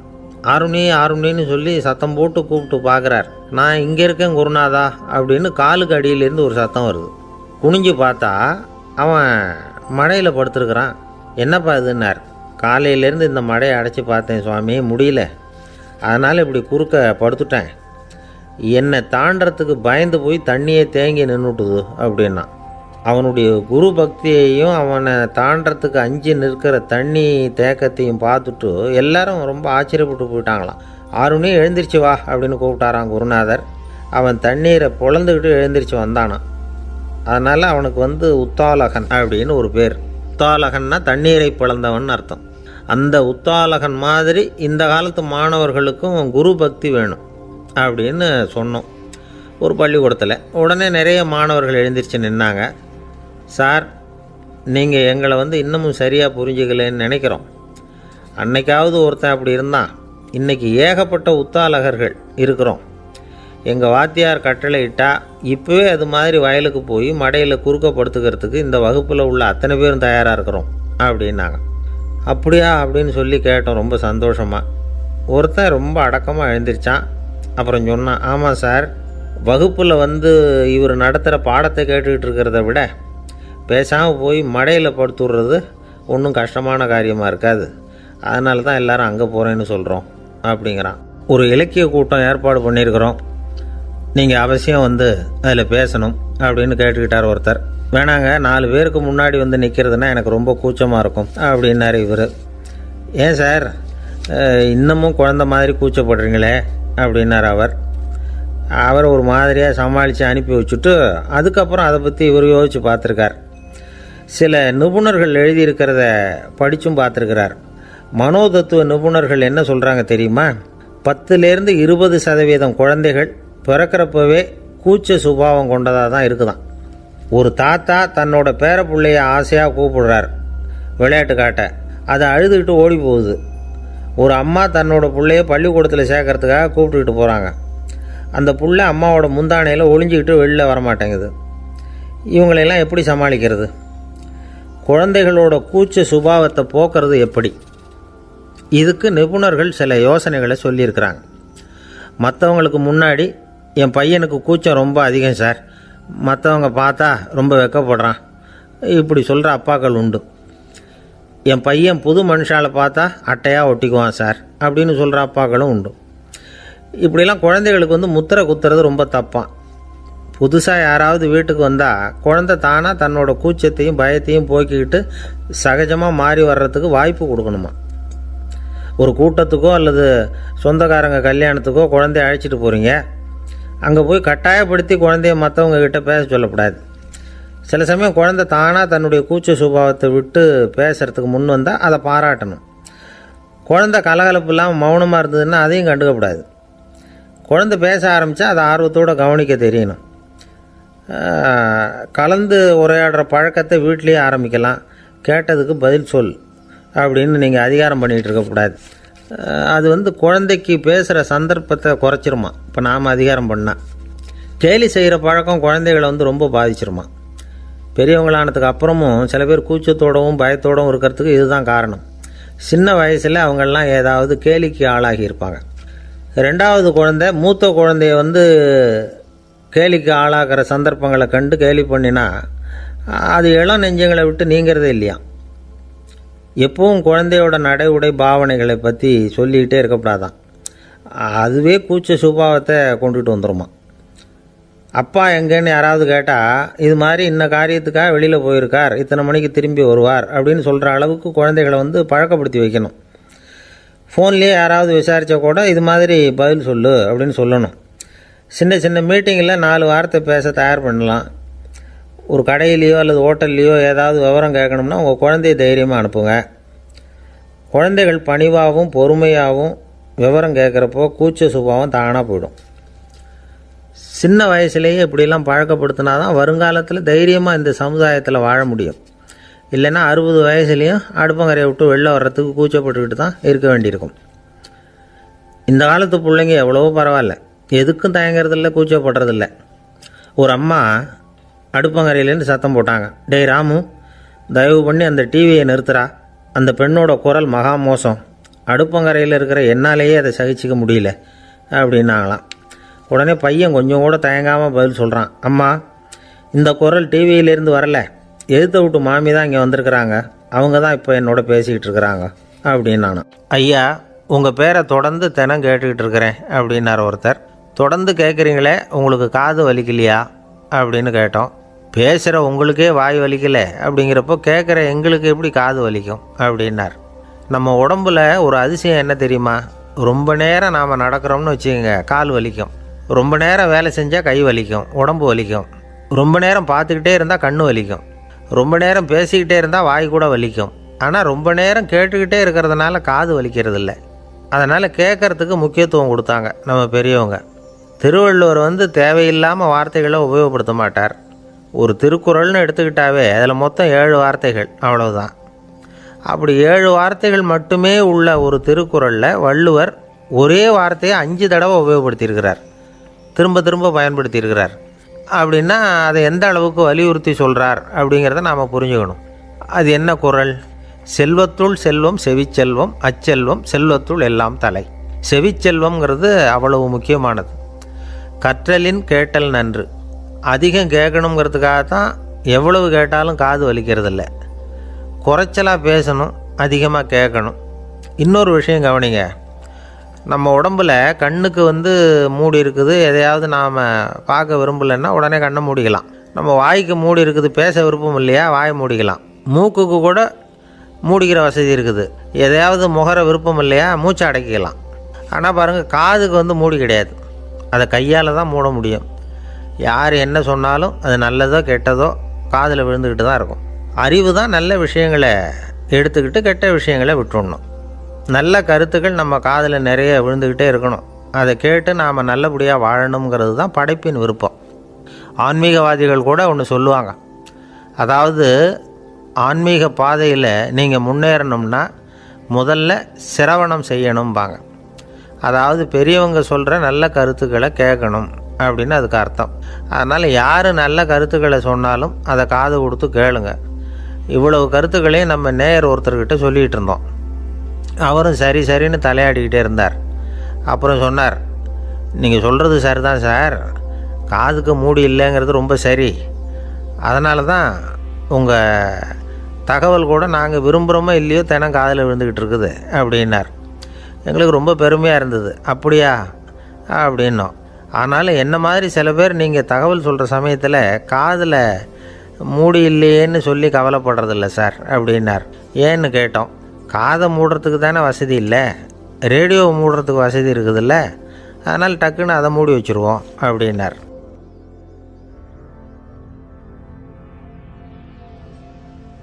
சில பேரை இப்படி சொல்கிறது உண்டு. அடுத்தவங்களை அனுசரித்து நடந்துக்க தெரியல, அவன் என்ன சார் மனுஷன் அப்படிம்பாங்க. சக மனிதர்களோடு எப்படி பழகிறது அப்படின்னு தெரியாததுனாலேயே பல பேர் இன்றைக்கி சங்கடப்பட்டுக்கிட்டு இருக்கிறாங்க. வசதி வாய்ப்பெல்லாம் சரியாக இருக்கும், ஆனால் வாழ்க்கை சரியாக இருக்காது. இன்னொருத்தர்கிட்ட எப்படி பேசுறது பழகிறதுங்கிறது தெரியாததுனால தான் இந்த அவஸ்தை. சரி, இந்த அவஸ்தை இல்லாமல் வாழறது எப்படி? இதுக்கு அனுபவசாலிகள் சில வழிமுறைகளை சொல்கிறாங்க. அதெல்லாம் என்னென்னங்கிறத இப்போ தெரிஞ்சுக்குவோம். முதல்ல நம்ம நாக்கு நம்ம கண்ட்ரோலில் இருக்கணும். வார்த்தைகளை கொட்டிவிட்டு அதுக்கப்புறம் அள்ள முடியாமல் கிடந்து கஷ்டப்படக்கூடாது. எப்படி பேசுகிறோங்கிறதும் முக்கியம், பேசுகிறப்ப எப்படி முகத்தை வச்சுருக்கிறோங்கிறதும் முக்கியம். அன்பாக பேசினாலும் நல்லாயிருக்கும். அப்படி பேசுகிறப்ப ஆதரவாக அவர் தோள் மேலே ஒரு கையை போட்டுக்கிட்டு பேசினா இன்னமும் நல்லாயிருக்கும். ரெண்டாவது விஷயம், இன்னொருத்தர்கிட்ட பேசுகிறப்போ வாக்குறுதிகளை அள்ளி வீசக்கூடாது. கொடுக்குற வாக்குறுதி குறைச்சலாக இருக்கணும். அப்படி கொடுத்த வாக்குறுதியை கண்டிப்பாக நிறைவேற்றணும். நாம் ஒருத்தரை பாராட்டுறோம் அல்லது அவரை பற்றி அபிப்பிராயம் சொல்கிறோம்னா அது ஆக்கப்பூர்வமாக இருக்கணும். நம்ம பாராட்டு அல்லது விமர்சனம் அடுத்தவருடைய முன்னேற்றத்துக்கு உதவுறது மாதிரி இருக்கணும். நாம் சொல்கிறத கேட்டுட்டு அவன் தலையில் கையை வச்சுட்டு உட்காந்துடக்கூடாது. எப்பவும் உற்சாகமாக இருக்கணும், முகம் மலர்ச்சியாக இருக்கணும். மனுஷன் இருந்தால் வருத்தம், கவலை, ஏமாற்றம் எல்லாம் இருக்க தான் செய்யும். அதெல்லாம் மனசில் இருக்கட்டும். அந்த வருத்தமும் கவலையும் ஏமாற்றமும் சேர்ந்துக்கிட்டு நம்ம முகத்தில் இருக்கிற மலர்ச்சியை மூடி மறைக்கிறதுக்கு நாம் இடம் கொடுத்துடக்கூடாது. எந்த விஷயத்தை பற்றி யாருக்கிட்ட பேசினாலும் வெளிப்படையாக பேசணும், திறந்த மனசோடு பேசணும். மூடி மறைச்சி முன்னு மூழ்கிக்கிட்டு இருக்கக்கூடாது. இன்னொருத்தர்கிட்ட பேசுகிறப்போ விவாதம் பண்ணுங்க, அது தப்பு இல்லை. ஆனால் வாதாடிக்கிட்டு இருக்கக்கூடாது. அதாவது என்ன சொல்கிறாங்கன்னா, டிஸ்கஸ் பண்ணலாம், ஆர்கியூ பண்ணக்கூடாதான். நம்மக்கிட்ட இருக்கிற நல்ல குணங்களை நாம் எடுத்து சொல்லிகிட்டு இருக்கக்கூடாது. அந்த நல்ல குணங்களே நம்மளை பற்றி எடுத்து சொல்லணும், அது மாதிரி நடந்துக்கணும். அதே மாதிரி அடுத்தவங்க கிட்ட உள்ள கெட்ட குணங்களை பற்றி அவசியம் இல்லாமல் நாம் பேச வேண்டியதில்லை. உங்களை பற்றி யாராவது தப்பாக பேசுகிறாங்களா, அப்படி அவங்க பேசுகிறதுல உண்மை இல்லையா அப்படின்னா அதை நீங்கள் பொருட்படுத்த வேண்டியதில்லை, விட்டுடலாம். அது தானாக போயிடும். ஒரு 4-5 பேரோட பேசிக்கிட்டு இருந்தீங்கன்னா எல்லாருக்கும் முக்கியத்துவம் கொடுங்க, யாரையும் அலட்சியப்படுத்தாதீங்க. தமாஷா பேசலாம், ஆனால் அவங்க தமாஷ் அடுத்தவங்களை கேலி பண்ணுறதா இருக்கக்கூடாது. நமக்கு கிடைக்க வேண்டியது கிடைக்கலையே அப்படிங்கிற தவிப்பு நம்மக்கிட்ட இருக்கக்கூடாது, அது தேவையில்லை. உங்கள் செயல்பாடுகள் தெளிவாக இருக்கட்டும், பாராட்டு தானாக அவங்கள தேடிட்டு வரும். இன்னொரு மனுஷனுடைய மனசில் கௌரவமான ஒரு இடத்த பிடிக்கணும்னா நாம் இந்த குணத்தையெல்லாம் நம்மக்கிட்ட வளர்த்துக்கணும். இதெல்லாம் அனுபவசாலிகள் சொல்லியிருக்கிற குறிப்புகள். இந்த குறிப்புகளை சரியாக புரிஞ்சுக்கணும், அது முக்கியம். தப்பாக புரிஞ்சுக்கிட்டா என்ன ஆகும் தெரியுமா? இதை கேளுங்க. ஒருத்தர் வந்தார், சார் அடுத்தவங்க தோள் மேலே கையை போட்டுக்கிட்டு அன்பாக பேசணும்னு சொன்னீங்க, அப்படி தான் பேசினேன். அவர் முதுகை கூட தட்டி கொடுத்தேன், என் வேலை போயிட்டுது சார், வீட்டுக்கு அனுப்பிச்சிட்டாங்க அப்படின்னார். யாருக்கிட்ட அப்படி பேசுனீங்கன்னு கேட்டோம். என் முதலாளிகிட்ட சார் அப்படிங்கிறார் ரொம்ப சோகமாக. இந்த உலகமே ஒரு நாடக மேடை, நாம் எல்லாரும் நடிகர்கள். இது ஞானிகள் சொல்கிறது. இது ஒரு பக்கம் இருக்கட்டும். இந்த உலகத்துக்குள்ளே எத்தனையோ நாடக மேடைகள், எத்தனையோ நடிகர்கள், எத்தனையோ நாடகங்கள், இதெல்லாம் எப்படி ஆரம்பமாச்சு? அதுதான் இன்றைக்கி தகவல். அதாவது ஆதி மனிதன் பேச ஆரம்பிக்கிறதுக்கு முன்னாடி சைகையாலேயே எல்லாத்தையும் சொல்லிகிட்டு இருந்தான். அதனால் அப்போவே நடிப்பு ஆரம்பமாயிட்டுது. முதல்ல ஒரு வேட்டையைத்தான் அவன் நடித்து காட்டியிருப்பான். இவன் எப்படி போனான், எதிரில் மிருகம் எப்படி வந்தது, அதோடு எப்படி சண்டை போட்டான், எப்படி அடித்து கொண்டுகிட்டு வந்தான், இதை அப்படியே மற்றவங்களுக்கு நடித்து காட்டியிருப்பான். ஏன்னா மொழி கிடையாது. இந்த காலத்துலலாம் நாடகங்களில் நடிக்கிறவங்கள நடிகர்கள்ங்கிறோம். ஒரு காலத்தில் இவங்களுக்கு என்ன பேர் தெரியுமா? திஸ்பியர்கள் அப்படின்னு பேரான். இதுக்கு காரணம் உண்டு. அதாவது 2000 வருஷத்துக்கு முன்னாடி கிரீஸ் நாட்டில் திசிபியஸ் அப்படின்னு ஒரு ஆள் இருந்தான். அவன் ஒரு பெரிய நாடக கலைஞன். அவன் சில இளைஞர்களை சேர்த்துக்கிட்டான், பயிற்சி கொடுத்தான், நாடக குழுவை உருவாக்கினான். நடிகர்களையும் நாடகத்துக்கு தேவையான பொருள்களையும் ஏற்றிக்கிட்டு போகிறதுக்கு ஒரு வண்டியையும் தயார் பண்ணான். அந்த வண்டியிலேயே அவன் கிரேக்க நாடு பூராவும் சுற்றினான். ஊர் ஊராக நாடகம் போட்டான். ஒரு ஊருக்கு போனதும் அங்கே நாடகம் நடத்த தியேட்டர் இருக்கா அப்படிங்கன்னெல்லாம் பார்க்குறது இல்லை அவன். ஏன்னா அப்போலாம் தியேட்டர்னா என்னென்னு தெரியாது. நாடகம்னா அது ஒரு மூடிய கொட்டைக்குள்ளே தான் நடத்தணுங்கிறது அப்போ யாருக்குமே தோணலை. இந்த வண்டி போகும், அதுவே ஒரு பகுதி அப்படியே ஒரு மேடை மாதிரி விரிச்சிக்கும். அதில் ஏறி நின்றுக்கிட்டு நாடகத்தை நடித்து காட்டுவாங்களாம். மக்கள்லாம் எதிரில் தரையில் உட்காந்து அதை பார்த்துக்கிட்டு இருக்கிறது. உலகத்தின் முதல் நடமாடும் தியேட்டர் இது தானா. இந்த திசிபிஎஸ் தான் முதலாக உலகத்தில் நாடகங்கிற பொழுதுபோக்கை நடத்தி காட்டினவன் அப்படின்னு சொல்கிறாங்க. அவன் சொந்தமாக நாடகம் எழுதுனா, நடித்தான், நாடகத்தை இயக்கினான். அதனால தான் அவனை first man of the theatre அப்படின்னு சொல்லுவாங்க. அவன் தான் நாடக மேடையின் முன்னோடி. கிரேக்கர் காலத்திலேயே நாடக ஆசிரியர்கள், நடிகர்கள், ரசிகர்கள் இவங்கள்லாம் உருவாயிட்டாங்களாம். நாடகத்தின் சரித்திரத்தில் இந்த 3 பிரிவும் ரொம்ப முக்கியம். அதாவது கிரேக்க தியேட்டர்கள்லாம் திறந்த வெளி மேடைகள் தான். பெரும்பாலும் மலைச்சரிவுகள், அதுவே படிப்படியாக பண்ணியிருப்பாங்க. கீழே அரைவட்ட வடிவில் மேடை, அதுக்கு ஆர்கெஸ்ட்ரான்னு பேர். பிற்காலத்தில் இதில் உட்காந்து இசைக்குழுவினர் வாய்ச்சதுனால இசைக்குழுவுக்கே ஆர்கெஸ்ட்ராங்கிற பேர் வந்துட்டுது. இப்போது கிரேக்க தியேட்டர்களில் ஒன்று, அதோட காலம் கிமு 340. அதை இன்னமும் பாதுகாத்து வச்சுருக்கிறாங்களாம். எபிடாரஸ் அப்படிங்கிற இடத்துல அது இருக்குதான். இன்னமும் அந்த தியேட்டரை பயன்படுத்திக்கிட்டு வர்றாங்களாம். சிறந்த கிரேக்க நாடகங்கள்லாம் அங்கே நடிக்கிறாங்களாம். ஆரம்ப காலத்திலேயே கட்டணம் கிடையாது. அப்புறம் பின்னாடி தான் நுழைவு கட்டணம்லாம் அப்படியே வந்துட்டு தான். நடிகர்கள் பளபளப்பான ஆடைகள் உடுத்தியிருப்பாங்களாம். இந்த குதிகால் உயர்ந்த காலணிகள் போட்டிருப்பாங்களாம். இதெல்லாம் பழைய குறிப்புகள். பலவிதமான உருவங்களில் மாஸ்க் அப்படின்னு சொல்லப்படுற முகமூடி. அதனால் ஒரே நடிகர் பல வேடங்களில் நடிக்கிறது உண்டான். ஆரம்பத்தில் பெண் நடிகர்கள் கிடையாது, எல்லாம் ஆண் நடிகர்கள் தான். ரோமானியர்கள் தான் முதல் நிரந்தர நாடக மேடையை கட்டினவங்க. அதுதான் முதல் தியேட்டர். கிமு 1048 காலகட்டத்தில் பாம்பிங்கிற நகரத்தில் அதை கட்டியிருக்கிறாங்களாம். கிரேக்க ரோமானிய தியேட்டர்களின் அடிப்படையிலேயே இந்த இத்தாலிய வடிவ அமைப்பாளர்கள் இந்த குதிரை லாட வடிவில் ஒரு ஆடிட்டோரியத்தை உருவாக்கினாங்களாம். இப்படி அதை பற்றி நிறைய தகவல் இருக்குது. 1576 லண்டனில் இந்த பின்ஸ்பர்ரி, அப்புறம் இந்த பில்ட்ஸில், அப்புறம் ஜேம்ஸ் இப்படிங்கிற ஒரு முயற்சியால் தான் இங்கிலாந்தில் முதல் தியேட்டர் உருவாச்சான். அப்படி ஒருத்தர் இருந்தாராம். உலக நாடக மேடையின் வரலாறு இதுதான். அதாவது இப்போல்லாம் அறிவியல் வளர்ச்சி அதிகமாகிட்டுது. திரைப்படம், தொலைக்காட்சி எல்லாம் வந்தாச்சு. ஒவ்வொரு வீடுமே ஒரு குட்டி தியேட்டர் மாதிரி ஆகிட்டுது. தொலைக்காட்சி முன்னாடி உட்காந்து எழுந்திருக்கவே மனசு வர்றதில்லை. ஒரு அம்மா ஒரு மனோதத்துவ டாக்டரை தேடிட்டு வந்தாங்களாம் இந்த காலத்தில்.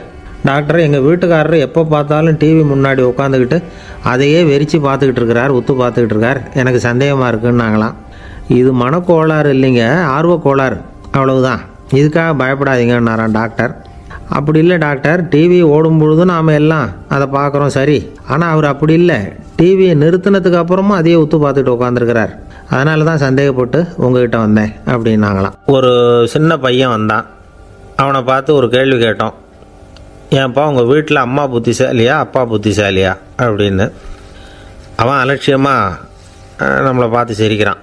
என்ன சார் இது, இந்த காலத்தில் இது கூட தெரியாமல் இருக்கிறீங்களே அப்படிங்கிறான்.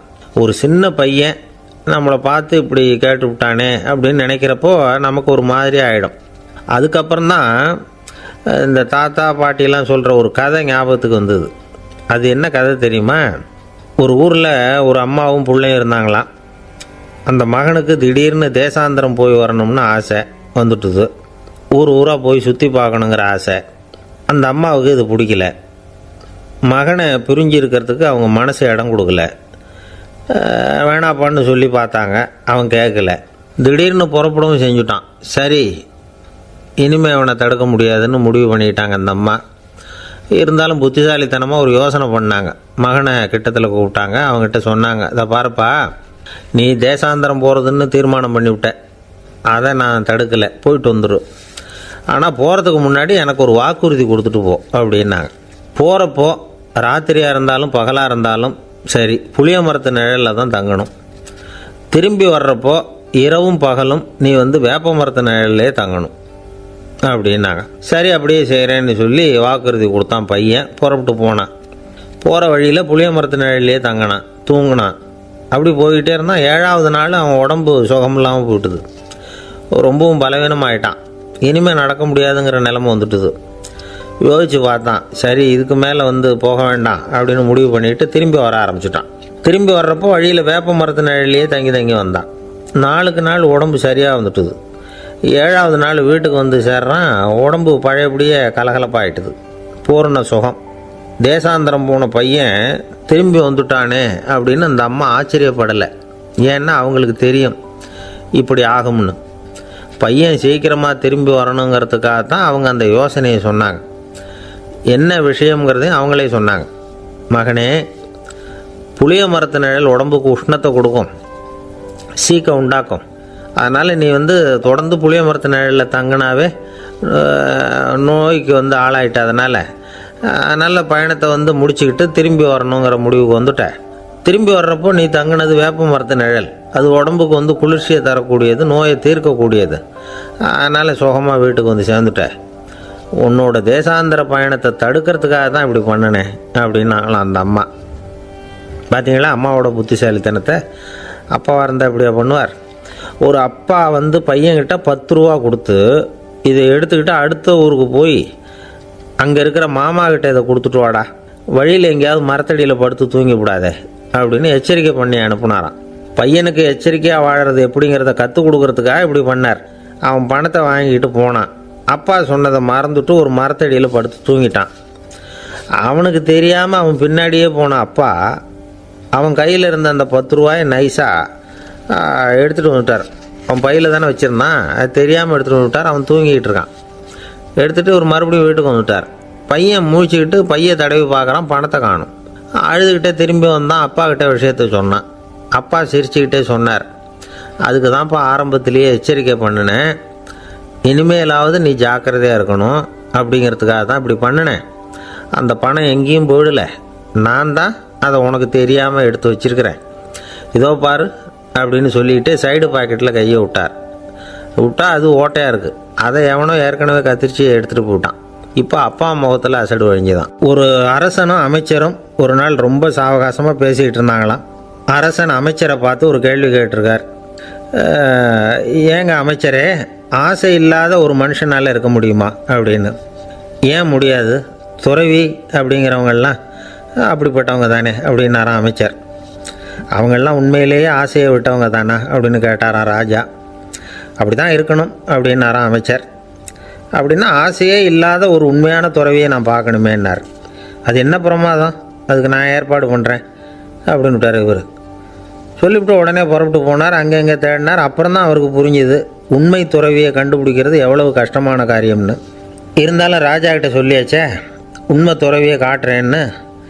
இப்போ என்ன பண்ணுறது? ராஜா கிட்ட சொன்னபடி நடக்கலைன்னா அவருக்கு கோபம் வந்துடும். அமைச்சர் ஒரு யோசனை பண்ணார். அவருக்கு ஒரு வழி தெரிஞ்சுது. அதுதான் சரின்னு முடிவு பண்ணார். அதாவது அந்த ஊரில் அவருக்கு தெரிஞ்ச நாடக நடிகர் ஒருத்தர் இருக்கிறார், நல்லா நடிப்பார். அவரை போய் பார்த்தார். இதை பாருப்பா, எனக்காக நீ ஒரு காரியம் செய்யணும்னார். என்னன்னு கேட்டார் அவர். நீ ஒரு துறவி மாதிரி கொஞ்சம் நேரத்துக்கு நடிக்கணும். ராஜா உன்னை பார்த்துட்டு போகிற வரைக்கும் நடி, அது போதும்.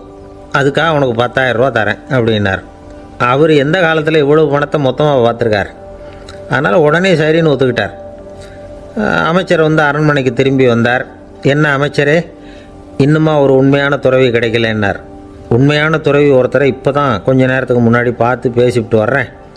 அவர் நம்ம ஊருக்கு வெளியில் குளத்தங்கரையில் உள்ள ஒரு ஆலமரத்துக்கு அடியில் உட்காந்துருக்கிறார் அப்படின்னார் இவர். அப்படின்னா உடனே புறப்படுங்க அப்படின்னார் ராஜா. பரிவாரங்களோடு புறப்பட்டார். அங்கே அந்த மரத்தடியில் அந்த ஆள் வேஷம் போட்டுக்கிட்டு துறவி மாதிரி உட்காந்துருக்கிறான். ராஜா நேராக போனார். அந்த துறவி காலில் பொத்துன்னு விழுந்து வணங்கினார். உடனே ராணியும் அவர் காலில் விழுந்தாங்க. அடுத்தபடியாக அமைச்சர் விழுந்தார். அவருக்கு தெரியும் இது நம்ம ஆள் தான்னு. இருந்தாலும் என்ன பண்ணுறது, நேரம்.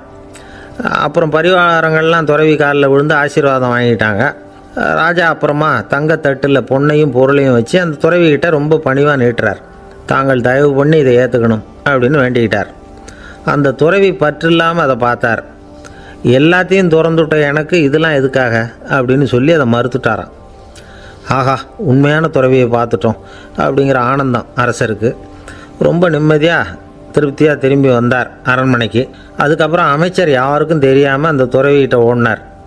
சொன்ன பிரகாரம் பணத்தை நீட்டினார். இந்தாப்பா, நான் உங்ககிட்ட சொன்னபடி 10,000 ரூபா பணம் எடுத்துக்கோ அப்படின்னார். அந்த ஆள் ராஜா கிட்ட சொன்னது மாதிரியே எல்லாத்தையும் திறந்துவிட்டோம், எனக்கு இதெல்லாம் எதுக்காக வேணாம் அப்படின்னு விட்டாரான்.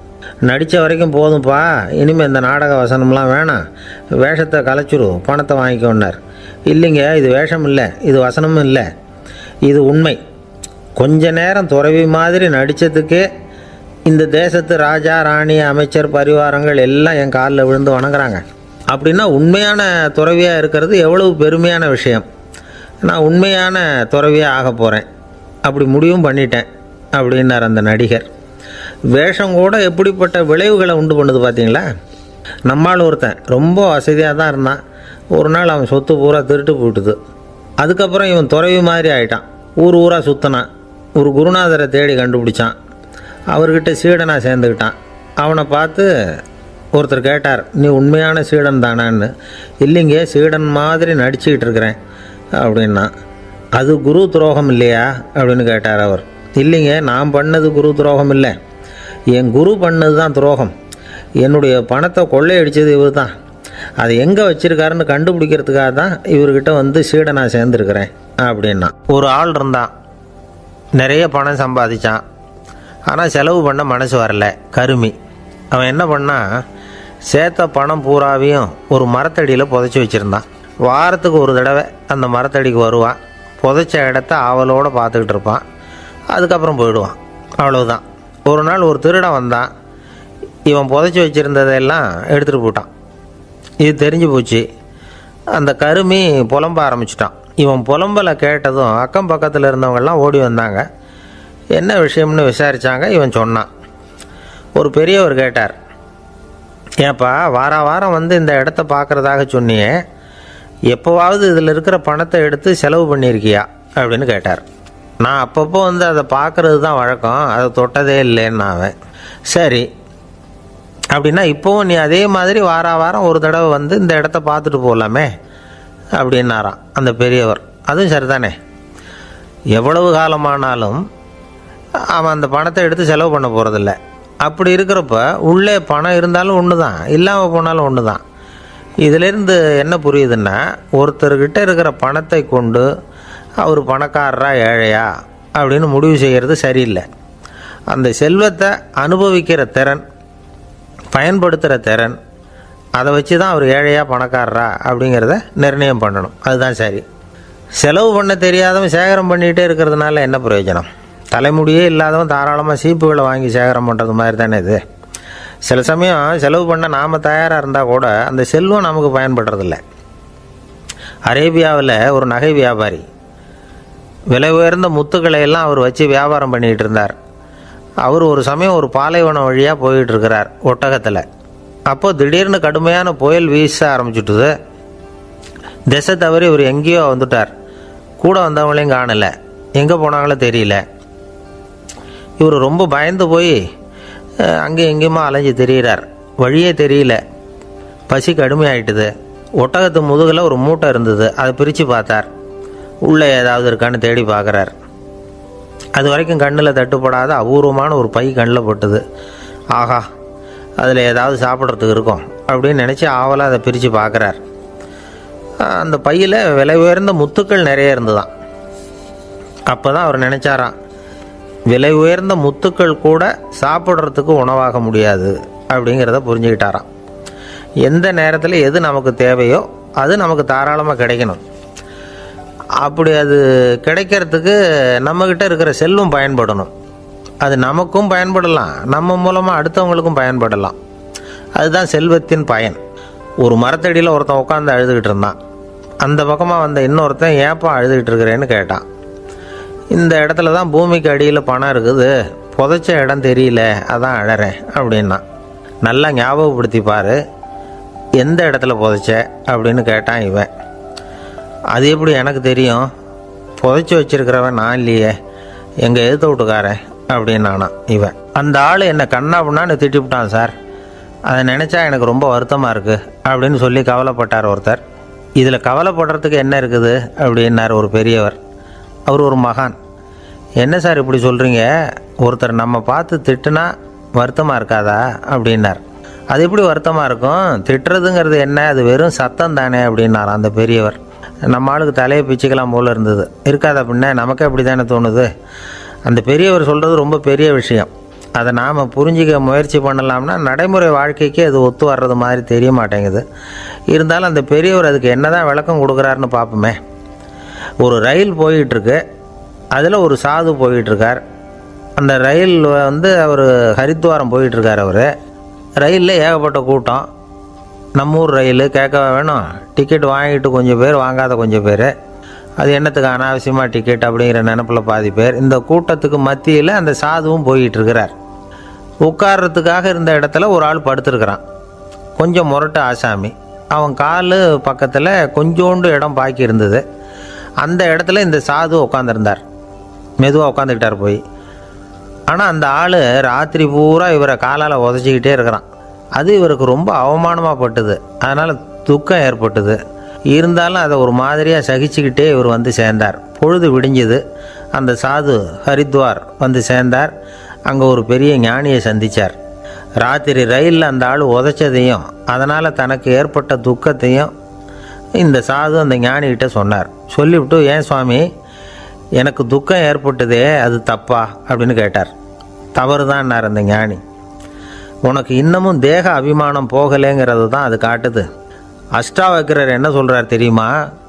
உண்மையான ஞானி யாராவது தன்னை வந்தனை செய்தால் அதற்காக சந்தோஷப்பட மாட்டார், யாராவது நிந்தனை செய்தால் அதற்காக வருத்தப்பட மாட்டார் அப்படின்னு சொல்கிறார். நிந்தனைங்கிறது ஒரு ஒலி தான். தேகாபிமானம் இருக்கிற வரைக்கும் இந்த ஒலி நம்மளை வேதனைப்படுத்தும். நான் தேகம் இல்லை, ஆத்மா அப்படிங்கிற நினைவு இருந்தால் இந்த ஒலி நம்மளை பாதிக்காது. மனு என்ன சொல்கிறார் தெரியுமா? ஒரு சாதகன் பாராட்டுதலை விஷம்னு நினச்சி பயப்படணும், அவமானத்தை அமிர்தம்னு நினச்சி சந்தோஷப்படணுங்கிறார். அவமானப்பட்டால் கவலைப்படாமல் எப்படி இருக்க முடியும் அப்படின்னு தான் நமக்கு தோணும். அதனால தான் நம்மளில் யாரும் இதுக்கு உதாரணமாக யாரையும் காட்ட முடியல. புத்தரையும் கபீரையும் உதாரணமாக காட்டுறாங்க. அவங்களுக்கெல்லாம் அவமானம் ஏற்பட்டப்போ கவலையே படலையாம். புத்தரை அவமானப்படுத்தணுங்கிறதுக்காக கௌசாம்பி ராணி ஒரு இளம் பெண்ணை கொலை பண்ணி சடலத்தை புத்தர் குடிசைக்கு முன்னாடி போட சொன்னார். போட்டாங்க. புத்தர் தான் அந்த பொண்ணை கெடுத்து கொலை பண்ணிவிட்டாருன்னு எல்லாரும் நினச்சாங்க. ஆனால் புத்தர் இதை பற்றி கவலையே படலை. அப்புறமா உண்மை தெரிஞ்சதும் புத்தர் புகழ் இன்னும் அதிகமாயிட்டுது. ஒரு பெரிய சபையில் ஒரு மோசமான பொண்ணு நுழைஞ்சி தனக்கும் கபீருக்கும் சம்பந்தம் உண்டுன்னு சொன்னான். கபீர் கவலைப்படலை. அவங்க மாதிரியெல்லாம் நாமளும் இருக்க கற்றுக்கணும். நிந்தனை, அபகீர்த்தி, அவமானம் எல்லாம் ஆண்டவன் கொடுக்குற பிரசாதம்னு நினைக்கணும் அப்படின்னு சொல்கிறார் அந்த ஞானி. இதை கேட்ட இந்த காலத்து ஆசாமி ஒருத்தர், நான் கூட அப்படி தான் சார், யாராவது அவமானப்படுத்தினா கவலைப்பட மாட்டேன். நேற்று கூட ஒருத்தர் என்ன பலார்னு அரைஞ்சுட்டார், நான் கொஞ்சம் கூட கவலைப்படலை, பேசாமல் வந்துட்டேன்னார். ஏன் அப்படி வந்துட்டீங்க அப்படின்னு. அவர் அரைஞ்சதுலேயும் ஒரு அர்த்தம் இருந்தது, அதனால தான் அப்படி வந்துட்டேன்னார். ஏன் அரைஞ்சாருன்னு கேட்டேன். 10 வருஷத்துக்கு முன்னாடி 15 ரூபா அவர்கிட்ட கடன் வாங்கினேன், அதை கேட்டு கேட்டு பார்த்துட்டு கடைசியாக தான் அரைஞ்சார் அப்படின்னார். ஆண்டவனுடைய பிரசாதம் இவருக்கு அடிக்கடி கிடைக்கும் போல இருக்குது. ஒரு பல்கலைக்கழகம், அங்கே ஒரு இலக்கிய பேராசிரியர், அவர் பாடம் நடத்திக்கிட்டு இருந்தார். ராபர்ட் ப்ரௌனிங் எழுதிய கவிதைகளை பற்றி சொல்லிகிட்டு இருக்கிறார். மாணவர்களும் ரொம்ப அக்கறையாக அதை கேட்டுக்கிட்டு இருக்கிறாங்க. ஒரு குறிப்பிட்ட கவிதையை பற்றி சொல்லும் பொழுது அந்த பேராசிரியருக்கே ஒரு சந்தேகம். அதாவது அந்த கவிதையின் சரியான அர்த்தம் என்னங்கிறதுல சந்தேகம். பேராசிரியர் யோசனை பண்ணார். அந்த கவிதையை முழுசாக புரிஞ்சிக்க முடியல. அதனால் மாணவர்களை பார்த்து சொன்னார், மாணவர்களே, ஒரு நாள் பொறுத்துங்க, இந்த கவிதையை எழுதின கவிஞர் எங்கள் வீட்டுக்கு பக்கத்தில் தான் இருக்கிறார். இன்றைக்கி சாயந்தரம் நான் அவரை நேரிலேயே போய் பார்க்குறேன். பார்த்து இதுக்கு என்னங்க அர்த்தம்னு கேட்டுக்கிட்டு வந்துவிடுறேன். அதுக்கப்புறம் உங்ககிட்ட சொல்கிறேன் அப்படின்னாராம். அன்றைக்கி சாயந்தரமே அந்த பேராசிரியர் கவிஞரை தேடிக்கிட்டு போயிட்டார். கவிஞர் அவங்க வீட்டில் அவர் பாட்டு உட்காந்துருந்தாராம். இவர் போய் அவர் முன்னாடி உட்காந்தார். அப்புறம் கேட்டார், ஐயா, அந்த கவிதையின் முழு பொருள் என்னன்னு தெரிஞ்சுட்டு போகிறதுக்காக வந்திருக்கிறேன் அப்படின்னாராம். எந்த கவிதை அப்படின்னாராம் அவர். இவர் அந்த கவிதையை சொல்லியிருக்கார். கவிஞர் கொஞ்சம் யோசனை பண்ணிவிட்டு அப்புறம் சொன்னாராம், பேராசிரியரே, நீங்கள் கொஞ்சம் தாமதமாக வந்துட்டீங்கன்னாராம். இவருக்கு ஒன்றும் புரியல. நீங்கள் என்ன சொல்கிறீங்க? நான் தாமதமாக வந்துட்டேன்னா? நீங்கள் தான் உயிரோடு இருக்கிறீங்களே, அப்படி இருக்கும்பொழுது நான் தாமதமாக வந்துவிட்டேன்னா அது எப்படி அப்படின்னு இவர் குழம்பி இருக்கிறார். இப்போ கவிஞர் சொன்னாராம், ஐயா, நான் உயிரோடு இருக்கிறேன்னா இல்லையாங்கிறது முக்கியம் இல்லை. நான் அந்த கவிதை வரிகளை எழுதினப்போ 2 பேருக்கு அதோட அர்த்தம் தெரிஞ்சிருந்தது. இப்போ ஒரே ஒருத்தருக்கு தான் அதோட அர்த்தம் தெரியும் அப்படின்னாராம். பேராசிரியர் யோசனை பண்ணியிருக்கார். அப்படின்னா அந்த ஒருத்தர் கவிஞர் ராபர்ட் ப்ரௌனிங்கை தவிர வேறு யாராக இருக்க முடியும்? இவர் தான் அப்படிங்கிறத அவர் மனசில் நினச்சிக்கிட்டார். அதனால் சொன்னார், ஐயா நான் தாமதமாக வரல, அந்த கவிதையின் பொருள் என்ன அது சொல்லுங்கன்னார். பேராசிரியரே, நான் சொல்கிறது உங்களுக்கு புரியலைன்னு நினைக்கிறேன். நான் இந்த வரிகள் எழுதினப்போ 2 பேருக்கு அதோட அர்த்தம் தெரிஞ்சிருந்தது. அந்த 2 பேர் யாருன்னா, ஒருத்தர் ராபர்ட் ப்ரௌனிங், அதாவது நான், இன்னொருத்தர் கடவுள். இப்போ அது கடவுளுக்கு மட்டும்தான் தெரியும். நானே இதை பற்றி பல தடவை யோசனை பண்ணி பார்த்தேன். இது ரொம்ப அழகானது, ஆனாலும் ரொம்ப வழுக்கலானது. அதை பிடிச்சிட்டோம்னு நினச்சிக்கிட்டு இருக்கும் பொழுதே காற்று மாதிரி அது உங்ககிட்ட இருந்து ஓடி போயிடுது. எனக்கு ரொம்பவும் வருத்தமாக தான் இருக்குது. நிச்சயமாக நான் தான் இந்த வரிகளை எழுதியிருக்கிறேன். அதில் அர்த்தம் இருக்குங்கிறது எனக்கு தெரியும், அதை நான் உணர்றேன். ஆனால் நீங்கள் என்னை மன்னிக்கணும். எனக்கே கூட அதை என்னால் விளக்க முடியல. அப்படி இருக்கும் பொழுது உங்களுக்கு எப்படி அதை நான் விளக்க முடியும் அப்படின்னாரா அந்த கவிஞர். அனுபவிக்கப்படக்கூடிய எல்லாமே விளக்கப்படக்கூடிய ஒன்றல்ல, விளக்கப்படும் எல்லாமே அனுபவிக்கப்படக்கூடிய ஒன்றல்ல அப்படிங்கிறது ஞானிகளுடைய கருத்து. அதுக்காக தான் அந்த சம்பவம். வாழ்க்கையில் நீங்கள் தொடர்ந்து ஆய்வு செய்து கொண்டே இருக்கக்கூடிய விளக்கங்களை ஒருபோதும் அடைய முடியாத பரிமாணங்கள் இருக்கிறதுனால தான் அது அலுப்பு தட்டாமல் இருக்குது. உங்களால் நிறைய அனுபவிக்க முடியும், இருந்தாலும் நீங்கள் அனுபவித்து அறிந்த விஷயங்கள் கூட வார்த்தைகளால் விளக்கப்பட முடிவதில்லை அப்படிங்கிறது பெரியோர் சிந்தனை. இதெல்லாம் ஒரு பக்கம் இருக்கட்டும். நமக்கு தெரிஞ்ச பேராசிரியர் ஒருத்தர் 1 மணி நேரம் ரொம்ப விவரமாக வகுப்பு எடுத்தார். கடைசியாக சொன்னார், மாணவர்களே, ரொம்பவும் எளிமையாக விளக்கமாக எல்லா விவரமும் சொல்லியிருக்கிறேன். அதனால் இதில் உங்களுக்கு சந்தேகம் வர்றதுக்கு வாய்ப்பே இல்லை. இருந்தாலும் கேட்க வேண்டிய கடமை கேட்குறேன். இது வரைக்கும் நடத்தினதில் யாருக்காவது ஏதாவது சந்தேகம் உண்டா அப்படின்னு கேட்டாராம். எனக்கு ஒரே ஒரு சந்தேகம்தான் சார் அப்படின்னு எழுந்திரிச்சு நிற்கிறான் ஒருத்தன். என்னன்னு கேட்டாராம். இது வரைக்கும் நீங்கள் என்ன பாடம் சார் நடத்துனீங்க அப்படின்னானா அவன். அம்மாக்காரங்களுக்கு அடிக்கடி ஏற்படுற கவலை ஒன்று உண்டு. அதாவது குழந்தை சரியாக சாப்பிட மாட்டேங்குதே அப்படிங்கிற கவலை. இவங்கெல்லாம் ஒரு விஷயத்தை நல்லா புரிஞ்சுக்கணும். குழந்தைகள்ங்கிறவங்க பெரியவங்க மாதிரி இல்லை. அவங்க கடிகாரத்தில் மணியை பார்த்துட்டு சாப்பிட்றதுக்கு உட்கார்ற ரகம் கிடையாது. பசிச்சா சாப்பிடுவாங்க, இல்லைன்னா விளையாடுவாங்க அல்லது தூங்குவாங்க. அது புரியாமல் அவங்கள கட்டாயப்படுத்தி அல்லது மிரட்டி சாப்பிட வைக்கிறது ரொம்ப தப்பு. ஒரு 8 மாத குழந்தைக்கு 3 மணி நேரத்துக்கு ஒரு தடவை பசிக்கும். அந்த நேரம் பார்த்து சாப்பாடு கொடுத்தா அடம் பண்ணாமல் அது பாட்டுக்கு சாப்பிட்றோம். அதே குழந்தைக்கு 1 வயசு ஆகிறப்போ 4 மணி நேரத்துக்கு ஒரு தடவை பசிக்கும். இந்த வயசில் இயற்கையாகவே பசி குறைஞ்சிருக்கும். அது புரியாமல் என் குழந்தை முன்னாடி மாதிரி இப்போ சரியாக சாப்பிட மாட்டேங்கிறான் அப்படின்னு சில பேர் டாக்டர்கிட்ட போய் சொல்லிக்கிட்டு இருப்பாங்க. இன்னொரு விஷயம், ஒரு குழந்தைக்கு வயசு அதிகமாகிற வேகத்துக்கு உடம்பு எடையும் அதிகமாகிக்கிட்டே போகாது. உடம்பு எடை அதிகமாகிற வேகம் குறைஞ்சிக்கிட்டே வரும். 6 மாத குழந்தைக்கு ஒரு வாரத்தில் 150 கிராம் எடை கூடும். ஒரு வயசில் வாரத்துக்கு 71 கிராம் எடை கூடும். இது புரியாமல் அதிகமாக சாப்பாட்டை கொடுத்து குழந்தைய கஷ்டப்படுத்தக்கூடாது. ஏன்னா அளவுக்கு மீறின உணவு அஜீரணத்தை உண்டு பண்ணிவிடும். குழந்தைக்கு ஒரு தட்டில் கொஞ்சமாக ஆகாரத்தை வச்சு கொண்டுகிட்டு போய் கொடுக்கணும். மலை மாதிரி குவிச்சு வச்சா அதை பார்த்ததுமே பசி அடங்கி போயிடும். அடித்து மிரட்டி பயமுறுத்தி குழந்தைய சாப்பிட வைக்கிற பழக்கம் இருக்குது பாருங்கள். அதுக்கு ஃபுட் ஃபோர்ஸிங் அப்படின்னு பேர். இப்படி பண்ணினா குழந்தைக்கு சாப்பாட்டில் விருப்பம் குறைஞ்சிரும். அதை கண்டாவே வெறுக்க ஆரம்பிச்சிடும். அது மாதிரி உளம் சார்ந்த பசி குறைவு, சைக்கோஜெனிக் அனோரெக்சியா, அது ஏற்படுமா. சாப்பாடுங்கிறதே ஒரு தண்டனை மாதிரி தோணும். குழந்தைகளுக்கு பிடிச்ச மாதிரியான ஆகாரத்தை கொடுக்கணும். சத்து அதிகம் இருக்குங்கிறதுக்காக அதுக்கு பிடிக்காத ஆகாரத்தை கொடுத்து கட்டாயப்படுத்தக்கூடாது. குழந்தைகளுக்கு 2 வயசு ஆகிறப்போ இயற்கையாகவே எதிர்மறை குணம் உண்டாகும். அதாவது அந்த எதிர்மறையாக பேசுகிறது. இது மாதிரி சமயங்களில் நாம் என்ன சொல்கிறோமோ அதுக்கு நேர்மாறாக நடந்துக்கும். ஏட்டிக்கு போட்டி. சாப்பிட சொன்னால் விளையாட போகும், விளையாட சொன்னால் சாப்பாடு கேட்கும். இதை புரிஞ்சுக்கிட்டு நடந்துக்கணும். குழந்தை சொன்ன பேச்சை கேட்கலேன்னு கோவப்படக்கூடாது. குழந்தை வளர வளர பிடிவாத குணம் வர்றது சகஜம். கேட்டதை வாங்கி கொடுத்தா தான் சாப்பிடுவேன் அப்படின்னு பிடிவாதம் பண்ணும். வாங்கி கொடுத்து விடுறது தான் உத்தமம். நீங்களும் அதுக்கிட்ட பிடிவாதம் பண்ணிகிட்டு இருக்கக்கூடாது. ஏன்னா கேட்டது கிடைக்கலையேங்கிற ஏமாற்றம் கூட குழந்தையோட பசியை குறைச்சிரும். கேட்டது கிடைச்சிட்டா பசி அதிகமாகும். கொடுத்ததை மலமலன்னு சாப்பிட்றோம். குழந்தைகளுக்கு கண்ட நேரத்தில் சாப்பிட்றதுக்கு எதையாவது வாங்கி கொடுத்துக்கிட்டு இருந்தால் சாப்பாட்டு நேரத்தில் சாப்பிடாமல் அடம் பண்ண ஆரம்பிச்சிடும். பள்ளிக்கூடம் போகிற பிள்ளைங்க காலை உணவை சரியாக சாப்பிட மாட்டாங்க. அச்சம், அவசரம், பரபரப்பு இதெல்லாம் தான் காரணம். பள்ளிக்கு புறப்படுறதுக்கு ஒரு 3/4 மணி நேரத்துக்கு முன்னாடியே சாப்பாடு போட்டுருங்க, அது சரியாக போடும். படிக்கிற குழந்தைகள் உடல் சோர்வு, மனச்சோர்வு இது காரணமாக கூட சாப்பிட மறுக்கிறது உண்டு. இப்போ உதாரணமாக சாயந்தரம் விளையாடி விட்டு வீட்டுக்கு வந்ததும் சாப்பிட சொன்னால் வேணாம்பாங்க. இது உடல் சோர்வு. ரொம்ப நேரம் வீட்டு பாடங்களை செஞ்சு முடித்த கையோடு சாப்பிட சொன்னாலும் அவங்களால சரியாக சாப்பிட முடியாது. இது உளச்சோர்வு, அதாவது மனச்சோர்வு. இதை தவிர குழந்தைகளுக்கு உடல் நலக்குறைவு ஏற்பட்டால் கூட சாப்பிட மறுக்கிறது உண்டு. சில மருந்து மாத்திரைகள் கூட பசியை குறைச்சிரும். அதனால் சரியாக தெரிஞ்சுக்கிட்டு குழந்தைகளை சாப்பிட வைக்கணும்.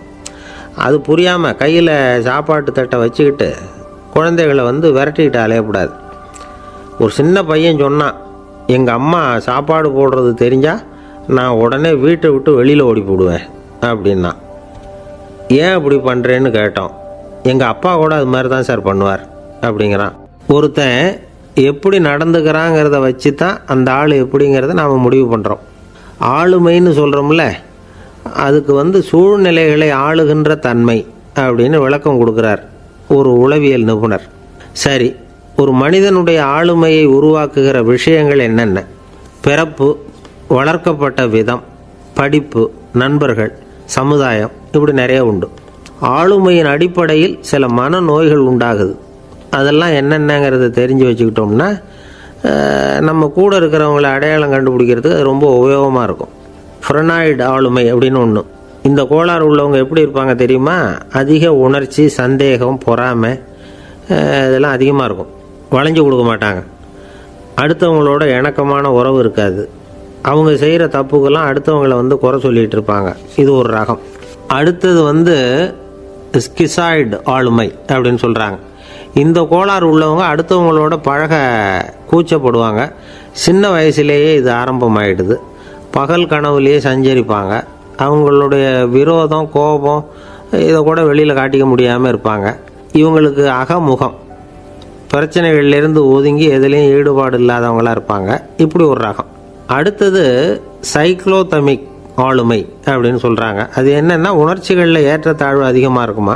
சில சமயம் பார்த்தா மகிழ்ச்சியாக இருப்பாங்க, சில சமயம் சோகமாக உட்காந்துருப்பாங்க.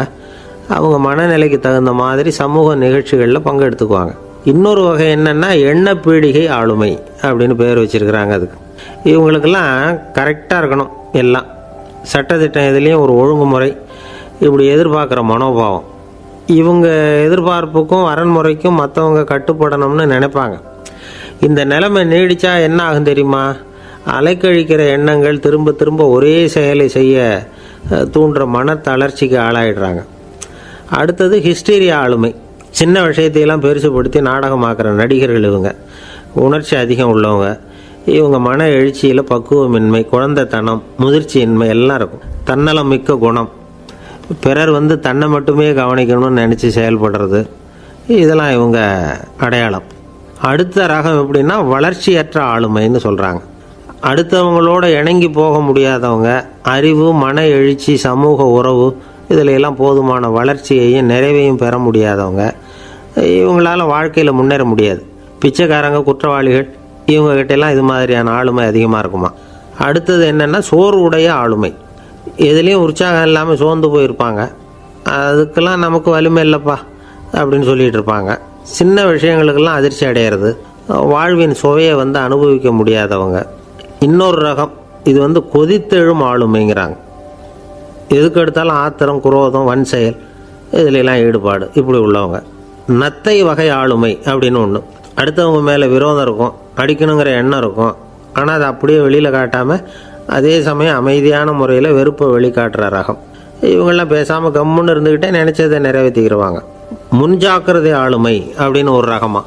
பாதுகாப்பின்மை, சந்தேகம், முழுமையின்மை, அறவேக்காட்டுத்தனம் இந்த மனப்போக்கு அதிகமாக இருக்கிறதுனால அகம்பாவம், புடிவாதம், எச்சரிக்கை எல்லாம் அளவுக்கு மீறி இருக்கும். இதுவரைக்கும் நாம் பேசிக்கிட்டு இருந்த ஆளுமை பண்புகள் அளவுக்கு அதிகமாக போயிட்டுதுன்னா ஆளுமை கோளாறுகள் ஏற்படும்.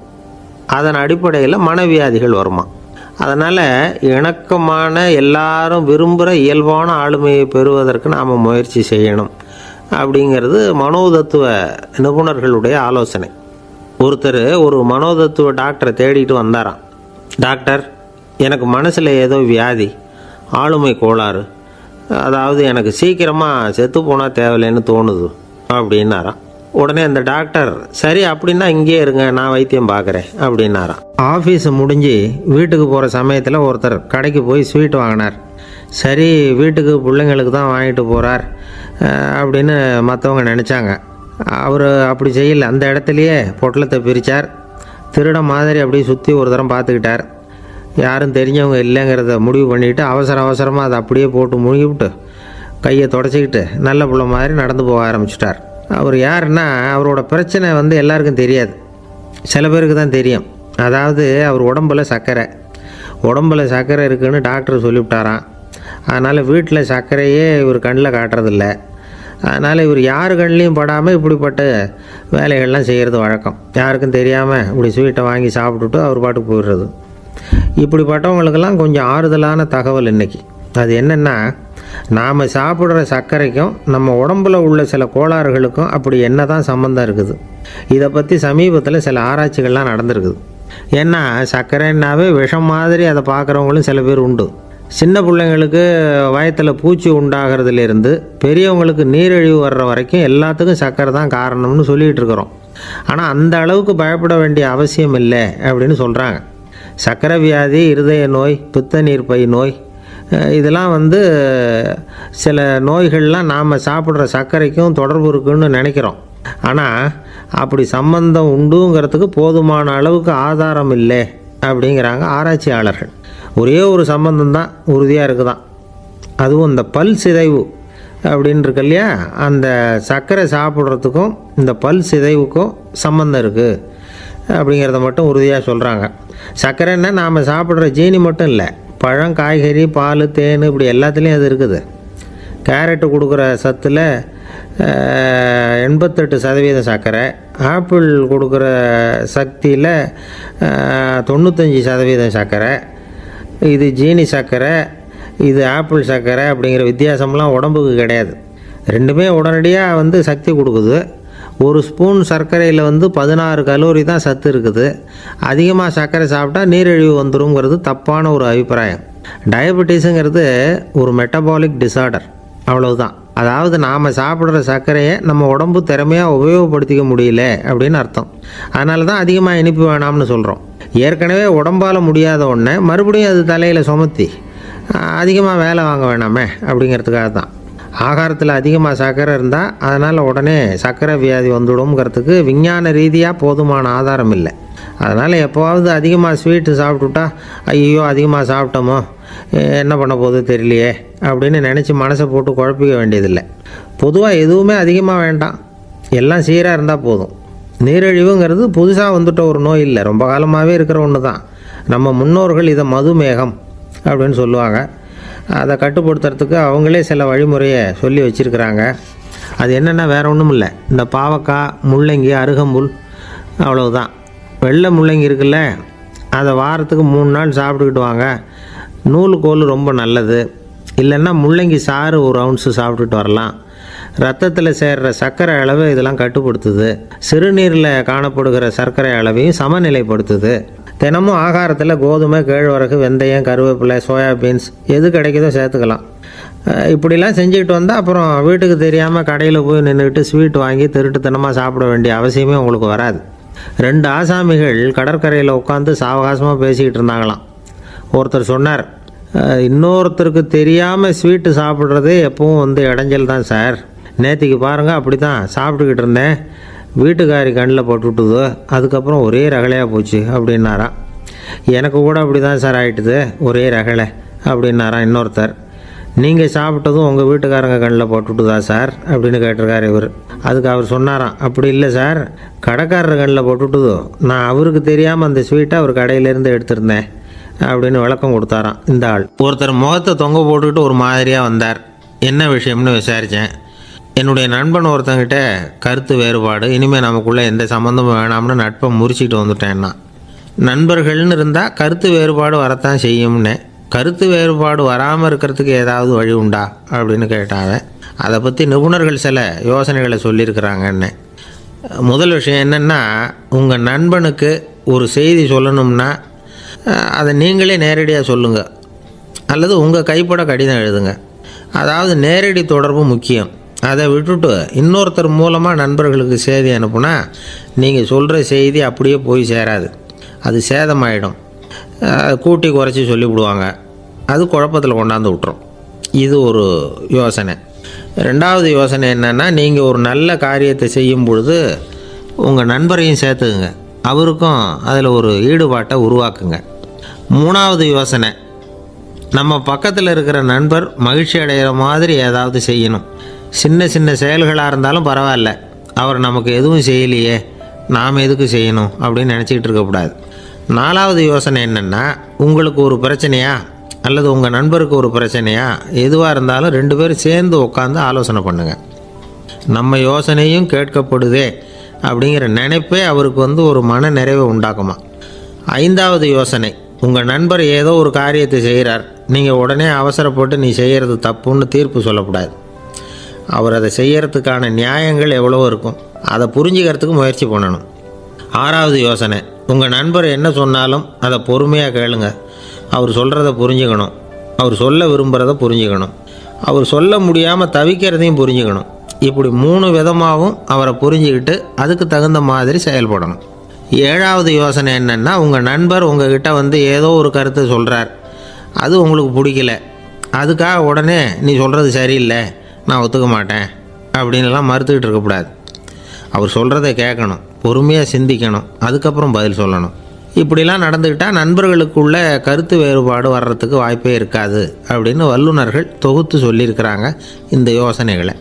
எனக்கு தெரிஞ்ச சில நண்பர்கள் உண்டு, அவங்களுக்குள்ளேயும் கருத்து வேறுபாடுகள் வராமல் இருக்கிறதுக்கு சில நுட்பங்களை கையாளுறது உண்டு. ஒருத்தர் சொன்னார், அந்த டாக்டர் சின்ன வயசுலேருந்து என் கூட பழகினவர், நாங்கள் 2 பேரும் இணை பிரியாத நண்பர்கள், இருந்தாலும் எனக்கு உடம்பு சரியில்லைன்னா நான் அவர்கிட்ட வைத்தியம் பார்த்துக்க மாட்டேன் அப்படின்னார் ஒருத்தர். ஏன் அப்படின்னு கேட்டேன். எங்கள் நட்பு கெட்டுப்போடக்கூடாது இல்லையா, அதனால தான் அப்படின்னார் இவர். ஒரு மனுஷனுக்கு 3 விதத்தில் கர்வம் உண்டாகிறதுக்கு வாய்ப்பு உண்டு. பணம், பதவி, புகழ். பணம் அதிகமாக வந்தால் கர்வம் வரலாம், பதவி பெருசாக வந்துட்டுதுன்னா கர்வம் வரலாம், புகழ் அதிகமாக போனாலும் கர்வம் வரலாம். இந்த 3 வகையான கர்வத்துக்கும் இடம் கொடுக்காமல் இருக்கிறாங்க பாருங்கள், அவங்க தான் சிறந்த மனிதர்கள். ஒரு பெரிய பொறுப்பில் இருக்கிறவங்களுக்கு கர்வம் வந்துடக்கூடாது. அப்படி வந்துட்டுதுன்னா அது எல்லாருக்கும் இடைஞ்சல். ஒரு ராஜா இருந்தார். அவர் ஒரு நாள் தன்னுடைய தலைநகரத்தை சுற்றி வந்துக்கிட்டு இருந்தார். ஒரு இடத்துல ஒரு அழகான நிலத்தை பார்த்தார். ஆஹா, இந்த இடத்துல நமக்குன்னு ஒரு மாளிகையை கட்டினா எவ்வளோ நல்லாயிருக்கும் அப்படின்னு நினச்சார். ராஜா நினச்சா அது முடியாத காரியமா? சரி, இந்த நிலம் யாருக்கு சொந்தம்னு விசாரிங்க அப்படின்னார் பக்கத்தில் இருந்தவங்கக்கிட்ட. அவங்கெல்லாம் ஓடி போய் விசாரித்தாங்க. அந்த இடம் ஒரு வயசான கிழவிக்கு சொந்தம், வயசான அம்மாவுக்கு சொந்தமாக. அந்த அம்மா தான் அதில் ஒரு குடிசையை போட்டு குடியிருந்துகிட்டு இருக்கிறாங்க. சரி, அந்த நிலத்துக்கு ஒரு விலையை நிர்ணயம் பண்ணி அதை அந்த வயசான அம்மாக்கிட்ட கொடுத்துருங்கோ அப்படின்னு உத்தரவு போட்டார் ராஜா. ஆனால் அந்த அம்மா, இது எங்கள் பூர்வீக இடம், இதை விற்க மாட்டேன் அப்படின்னு சொல்லிவிட்டுது. சரி, 2 பங்கு விலை கொடுக்குறோம்னு சொல்லி பாருங்க அப்படின்னாங்க. அப்படியே சொன்னாங்க அரண்மனை ஆட்கள். அதுக்கும் சம்மதிக்கலை அந்த அம்மா. இதை கேள்விப்பட்டதும் ராஜாவுக்கு கோபம் வந்துட்டுது. தன்னுடைய ஆளுங்களை கூப்பிட்டார். போய் அந்த குடிசையை பிரித்து எறிங்க, காசெல்லாம் ஒன்றும் கொடுக்காதீங்க அப்படின்னு கத்தினார். அவ்வளோதான். அடுத்த நிமிஷம் அரண்மனை ஆசாமிகள் போனாங்க, குடிசையை பிரித்து எறிஞ்சாங்க. அந்த வயசான அம்மா இருக்குது, அதுவும் அந்த இடத்த விட்டு துரத்தி விட்டாங்க. அந்த இடத்துல ஒரு அரச மாளிகையை கட்டி முடிச்சிட்டாங்க. அந்த வயசான அம்மா பாவம், ராஜாவே இப்படி பண்ணால் யார்கிட்ட போய் முறையிட முடியும்? ஒரு ஞானி இருந்தார், அவர்கிட்ட போய் சொன்னாங்க. அவர் இவங்க சொன்னதை கேட்டு மனசில் வச்சுக்கிட்டார். ஒரு நாள் அந்த ராஜாவே இந்த ஞானியை கூப்பிட்டார். புதுசாக ஒரு மாளிகை கட்டியிருக்கிறேன், வந்து பாருங்கன்னு. சரின்னு சொல்லி இந்த பெரியவர் ஒரு நாள் அந்த மாளிகைக்கு போனார். சும்மா போகல, ஒரு கழுதையையும் ஓட்டிகிட்டு போனார். கொஞ்சம் சாக்குகள், வெத்து சாக்கு, அதையும் எடுத்து கழுதை முதுகில் போட்டு கழுதையை ஓட்டிகிட்டு போகிறார். ராஜா பார்த்தார். அவருக்கு இது ஆச்சரியமாக இருந்தது. என்ன இது, மாளிகைக்கு வந்துட்டு போங்கன்னு கூப்பிட்டா கழுதை, சாக்கு இதெல்லாம் கூப்பிட்டு வராரு, ஒன்றும் புரியலையேன்னு நினச்சார். எதுக்காக இதெல்லாம்னு கேட்டார். அரசருடைய தோட்டத்திலேருந்து கொஞ்சம் மண் எடுத்துகிட்டு போகிறதுக்கு ஆசைப்படுறேன், அதுக்கு நீங்கள் அனுமதி கொடுக்கணும் அப்படின்னாரு இவர். இது என்ன வேடிக்கையான கோரிக்கையாக இருக்குது அப்படின்னு நினச்சார் ராஜா. இருந்தாலும் மண் தானே கேட்குறாரு, எடுத்துகிட்டு போகட்டுமே அப்படின்னு நினச்சார். சரி, நான் அனுமதி கொடுத்தார். அந்த பெரியவர் தோட்டத்துக்கு போனார். மண்ணை வெட்டினார், சாக்கில் போட்டு நிரப்புனார். ராஜாவை கொஞ்சம் கிட்ட வாங்கன்னு கூப்பிட்டார். இந்த மண் மூட்டையை தூக்கி கழுதையோட முதுகில் வைக்கணும், கொஞ்சம் உதவி பண்ணுங்கன்னார். ஓ பண்ணுறேனே அப்படின்னு சொல்லி ராஜா கிட்ட போனார். மூட்டையை தூக்கி பார்க்குறாரு, முடியல, திணறி போயிட்டார்.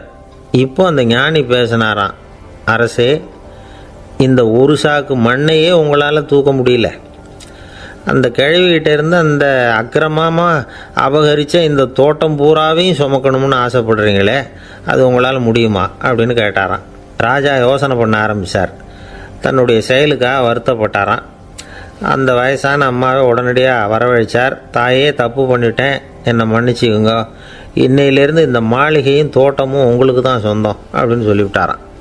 போகிறப்ப இந்த உலகத்திலேருந்து எண்ணத்தை எடுத்துகிட்டு போக போகிறோம், அதனால் ரொம்பவும் அலட்டிக்க வேண்டியதில்லை, கர்வப்பட வேண்டியதில்லை அப்படிங்கிறது ஒரு பெரிய உபதேசம். ஒரு பெரிய மனுஷன் சாக கிடந்தார், ரொம்பவும் அழுதார். ஏன் அழறீங்க அப்படின்னு கேட்டாங்க சுற்றி இருந்தவங்க. நான் சாகிறதுக்காக கவலைப்படலை, நான் நம்ம ஜனங்களுக்காக எவ்வளவோ காரியம்லாம் செஞ்சுக்கிட்டு வந்தேன். நான் செஞ்சுக்கிட்டு வந்த சேவையை இனிமேல் யார் செய்ய போகிறாங்க, அது யாரால் முடியும், அதை நினச்சி தான் அழறேன் அப்படின்னாராம். ஒருத்தர் முன்னாடி வந்தார். அதுக்காக நீங்கள் கவலைப்படாதீங்க, உங்கள் சேவையை தொடர்ந்து செய்கிறதுக்கு என்ன மாதிரி இளைஞர் பட்டாலும் தயாராக இருக்குது, இருந்தாலும் எங்கள் கவலை என்னென்னா அப்படின்னு இழுத்தார். என்ன சொல்லுங்கன்னு கேட்டார் அவர். நீங்கள் இது வரைக்கும் என்ன சேவை செஞ்சுக்கிட்டு வந்தீங்க, அதுதான் எங்களுக்கு இன்னமும் புரியாத புதிராக இருக்குது அப்படின்னாராம் அவர். இந்த காலத்து புள்ள ஒருத்தன் தன்னோட அப்பாவை பார்த்து சொன்னான், அப்பா, நான் உனக்கு உதவி செய்யலாம்னு நினைக்கிறேன், என்ன உதவி செய்யணும்னு சொல்லு அப்படின்னா. நீ சும்மா இருந்தால் அதுவே எனக்கு செய்கிற பெரிய உதவிடா அப்படின்னார் அப்பா. சும்மா இருக்கிறதும் ஒரு உதவி தான், அது மாதிரி மௌனமும் ஒரு சமூக சேவை தான் அப்படிங்கிறார் காஞ்சி பெரியவர். நமக்கு 5 புலன்கள் இருக்குது, மெய், வாய், கண், மூக்கு, செவி. இந்த 5லேயும் அதிகப்படியான வேலை எதுக்குன்னு நினைக்கிறீங்க? வாய்க்கு தான். ஏன்னா அதுக்கு 2 வேலை. இப்போ கண்ணுக்கு பார்க்குறது மட்டும்தான் வேலை, காதுக்கு கேட்குறது மட்டும்தான் வேலை, மூக்குக்கு வாசனை அறியறது தான் வேலை, உடம்புக்கு உணர்றது மட்டும்தான் வேலை. ஆனால் வாய் அப்படி இல்லை, அதுக்கு 2 வேலை, சாப்பிட்றதும் அதுதான், பேசுகிறதும் அதுதான். அதாவது வாய் ஒன்று தான் கர்மேந்திரியமாகவும் இருக்குது, ஞானேந்திரியமாகவும் இருக்குது அப்படின்னு சொல்லுவாங்க. சாப்பாட்டில் உட்காந்தா எந்தெந்த ஆகாரம் என்னென்ன ருசின்னு அறிவிக்கிற வேலையும் செய்யுது. சபையில் உட்காந்தா பாடுறது, பேசுறது, சிரிக்கிறது, இது மாதிரியான வேலையும் செய்யுது. இன்னொரு வித்தியாசம், கண்ணு, காது, மூக்கெல்லாம் ஸ்ட்ரெயின் பண்ணிக்கிட்டு வேலை செய்கிறதில்ல. ஒரு ரோஜா பூ பார்த்தா உடனே மூக்கு அப்படியும் இப்படியும் அசைய ஆரம்பிக்கிறதில்ல. ஒரு சங்கீதத்தை கேட்ட உடனே காது ஆட ஆரம்பிக்காது. ஆனால் வாய் அப்படி இல்லை, அது பேசினாலும் சரி சாப்பிட்டாலும் சரி அசைஞ்சு தான் ஆகணும். ஆக மற்றதை விட வாய்க்கு வேலை ஜாஸ்தின்னு தெரியுது. சாப்பிட்றது, பேசுறது அப்படின்னு 2 காரியம் அதுக்கு. இப்படி 2 காரியம் இருக்கிறதுனால அது 2ஐயும் பாதியாக குறைச்சிக்கணுங்கிறது கடவுள் அபிப்பிராயமாக இருக்கணும் அப்படிங்கிறார் காஞ்சி பெரியவர். ஆனால் இப்போ நாம் அப்படியே நடந்துக்கிறோம், அதுக்கு நேர்மாறாக நடந்துக்கிறோம். நாம் சாப்பிட்றதும் அதிகம், பேசுகிறதும் அதிகம், 2 வேலையையும் தேவைக்கு அதிகமாகவே செய்கிறோம். வாய் தான் ரொம்ப ஓவர் ஒர்க்குடு. அதுக்கு ஓய்வு கொடுத்தா உடம்பும் நல்லாயிருக்கும், உலகமும் நல்லாயிருக்கும். மௌன விரதம் இருக்கிறதெல்லாம் எதுக்காக நினைக்கிறீங்க? இதுக்காக தான். இந்த காலத்தில் மௌனமாக இருக்கிறவங்கெல்லாம் மகத்தான தொண்டு செய்கிறாங்க அப்படின்னு தான் சொல்லணும். சத்தம் அதிகமாக போய் தான் சவுண்டு பொல்யூஷன் வருது. அது மட்டும் இல்லை, மௌனமாக இருந்தால் சண்டை சச்சரவே வராது. மௌனம் கலக நாஸ்தி. ஆக இதுவும் ஒரு சமூக சேவை தான். நமக்கு தான் வாய் இருக்குதேங்கிறதுக்காக வசமாக சாப்பிட்றதும் தப்பு, வளவளன்னு பேசுகிறதும் தப்பு. ஒரு கருத்தை சொல்கிறதுக்கு ஒரே ஒரு சொல்லு போதும் அப்படின்னு இருக்கும்பொழுது 2 சொற்களை செலவு பண்ணாதே. எவ்வளவு சொன்னாலும் அதனால் ஒரு பயனும் விளையாது அப்படின்னு தெரிய வருமேயானால் அந்த ஒரு சொல்லையும் விரயம் பண்ணாதே அப்படிங்கிறார் ஒரு அறிஞர். எல்லா குணங்கள்லேயும் மௌனம்தான் சிறந்தது அப்படிங்கிறார் ஒருத்தர். மௌனமாக இருக்கிறது மூலமாக மற்றவர்கள் குறைகளை நம்மளால் தெரிஞ்சிக்க முடியும். அதே சமயத்தில் நம்மக்கிட்ட இருக்கிற குறைகளை மற்றவங்களுக்கு தெரியாமல் மறைச்சிக்கவும் முடியுங்கிறார் அவர். உண்மைதானே? ஒரு பெரிய மேடை பேச்சாளர், பொது வாழ்க்கையில் 25 வருஷ காலமாக ஈடுபட்டிருக்கிறவர். அவர் மனைவி ஒரு நாள் சொன்னாங்க, எங்கள் வீட்டுக்காரர் 25 வருஷ காலமாக பொது வாழ்வில் ஈடுபட்டிருந்தா கூட இந்த மாதம் 10ஆம் தேதியிலிருந்து தான் மக்களுக்கு சேவை செய்ய ஆரம்பிச்சிருக்கார் அப்படின்னாங்க ரொம்ப பெருமையாக. 10ஆம் தேதிக்கு அப்படி என்ன விசேஷம் அப்படின்னு கேட்டோம். அன்னையிலேருந்து தான் அவர் மேடையில் பேசுகிறத நிறுத்தினார் அப்படின்னாங்க அந்த அம்மா. ஒரு நண்பர் அவசரமாக என்கிட்ட ஓடி வந்தார். அப்புறம் சொன்னார், என்னால் நம்பவே முடியல சார், என் பையனை அப்படி அப்படின்னு சொல்லி ஆச்சரியப்பட்டார். உங்கள் பையன் அப்படி என்ன தான் செஞ்சுட்டான் அப்படின்னு கேட்டேன். என்னால் முடியாத ஒரு காரியத்தை அவன் செஞ்சுட்டான் சார் அப்படின்னார். அது என்னன்னு தான் சொல்லுங்களேன். என்ன 5வது வகுப்பில் அவன் ஒரே தடவையில் தேறிட்டான் சார், அதாவது ஒரே அட்டம்ப்டில் பாஸ் ஆகிருக்கான் அப்படின்னார் மூச்சு வாங்க. கஷ்டப்பட்டு பரீட்சை எழுதுனது அவன், இவருக்கு ஏன் மூச்சு வாங்குது? நம்மால் செய்ய முடியாத ஒரு காரியத்தை இன்னொருத்தர் செய்யும் பொழுது அது நமக்கு ஆச்சரியமாக இருக்குது. சர்க்கஸ் பார்க்குறோம், ஒருத்தர் அந்த இடத்துல தொங்குறார், அது நமக்கு ஆச்சரியம். ஏன்னா அது நம்மால் முடியாத காரியம். நம்மால் முடியாத ஒன்றை அடுத்தவர் எளிதாக செய்யும் பொழுது நாம் மருள்வது இயற்கை. இதை தான் தொல்காப்பியம் மருட்கை அப்படின்னு சொல்லுது. இந்த வியப்பு இருக்குதே, இது 4 வகையில் ஏற்படுறதாக தொல்காப்பியம் சொல்லுது. அது என்ன 4 வகை? முதல் வகை எப்படின்னா புதுமையான அரிய செயல்களை செய்கிறது. 2வது வகை என்னென்னா பெரும் செயல்களை செய்கிறது. 3வது வகை என்னென்னா மிக நுட்பமான செயல்களை செய்கிறது. 4வது வகை என்னென்னா ஆக்கம் தரும் செயல்களை செய்கிறது. புதுமை, பெருமை, சிறுமை, ஆக்கமோடு மதினம் சாலா மருட்கை 4 அப்படிங்கிறது தொல்காப்பியம். இன்றைக்கி விஞ்ஞானம் புதுசு புதுசாக எதையோ கண்டுபிடிக்குது. ஆரம்பத்தில் அது ஆச்சரியமாக இருக்குது, அப்புறம் அது நமக்கு பழகி போடுது. வானொலி பெட்டி புதுசாக வந்தப்போ ஒரு பெட்டி பேசுதுங்கிறது எவ்வளோ பெரிய ஆச்சரியம்.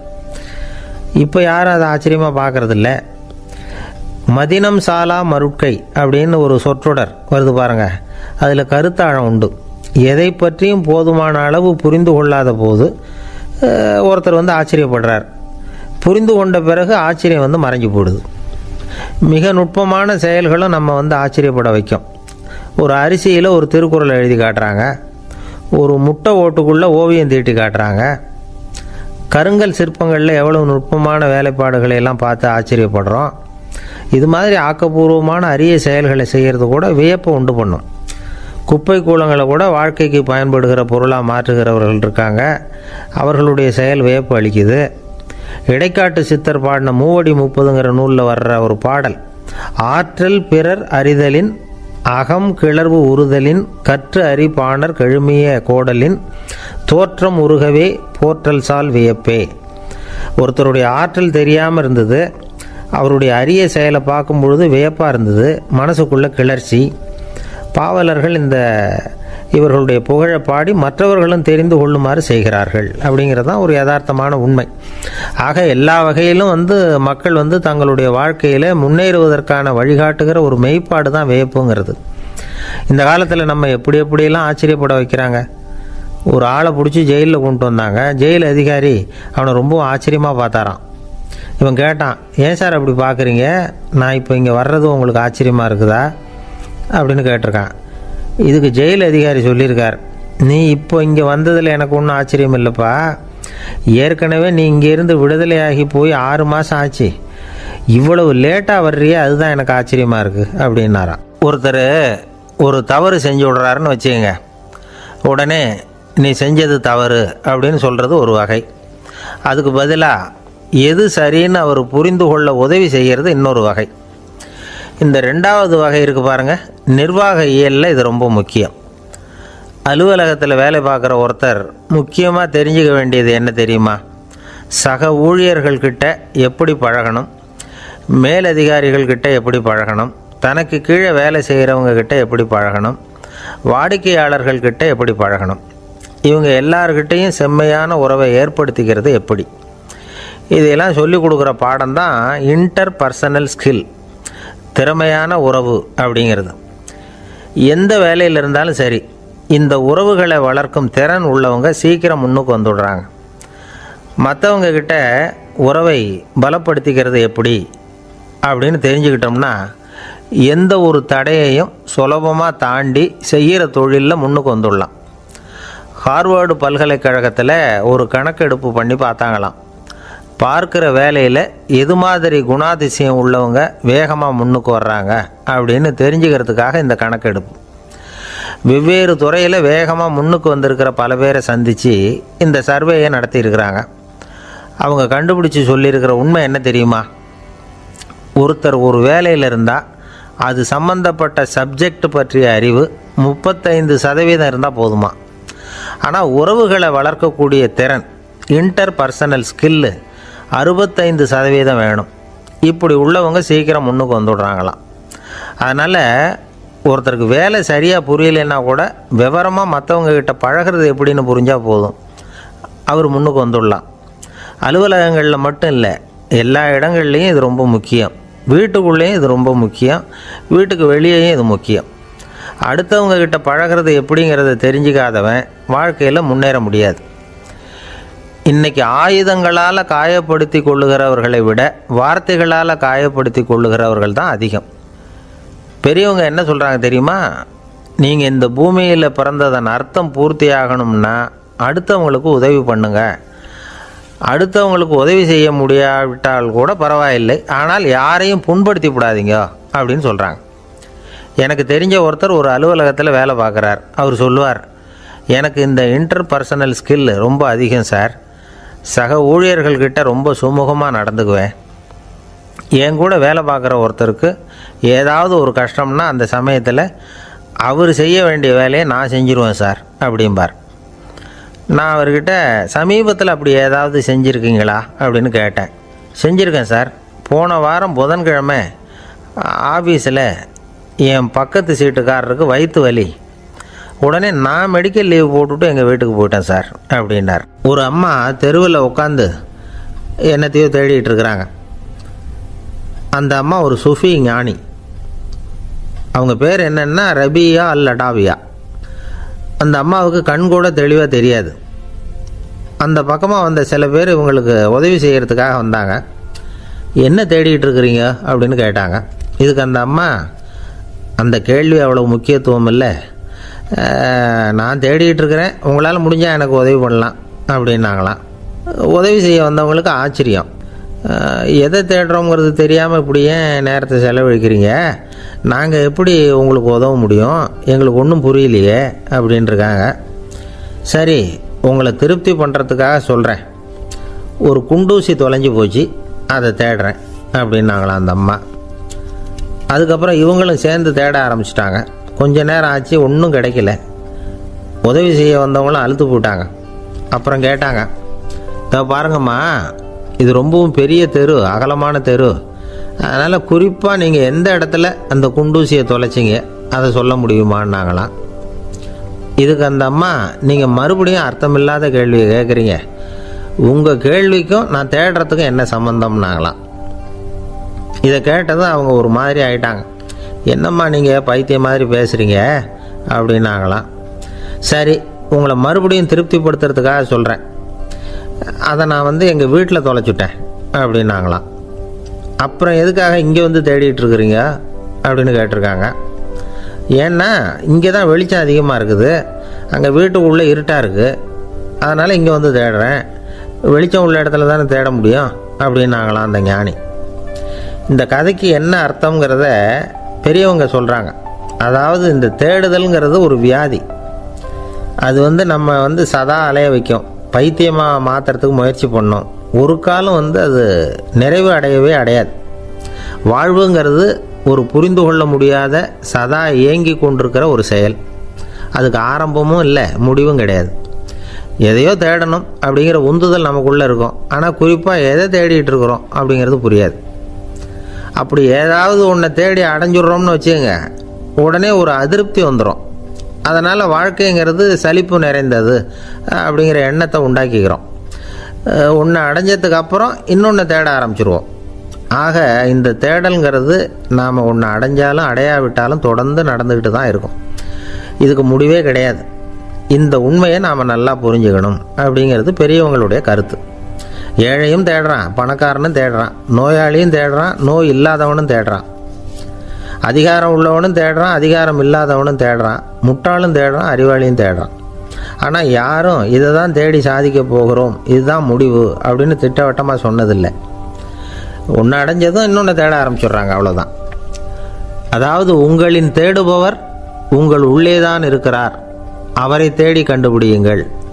இதுதான் ஞானிகள் நமக்கு சொல்லுகிற ஒரு ஆலோசனை. நம்மால் ஒருத்தன் ஜெயிலில் இருந்தான். இன்னொரு கைதி அவனை பார்த்து கேட்டான், ஏன்பா உன்னை பார்க்குறதுக்கு வெளியிலேருந்து யாருமே இங்கே வர்றது இல்லையே, உனக்கு சொந்தக்காரங்களே கிடையாதா அப்படின்னு கேட்டானா. ஏன் இல்லை, எனக்கு சொந்தக்காரங்க நிறைய பேர் உண்டு, அவங்க என்னை பார்க்க வராததுக்கு காரணம் வேற அப்படின்ட்டுருக்கான் இவன். என்ன காரணம்னு கேட்டான் அவன். அதுக்கு இவன் சொன்னானா, அதுக்கு என்ன காரணம்னா அவங்க எல்லாரும் இங்கே உள்ளேயே இருக்கிறாங்க அப்படின்னானா. ஒரு சீன தேசத்து அரசர் இருந்தார். அவருக்கு வயசாயிட்டுது.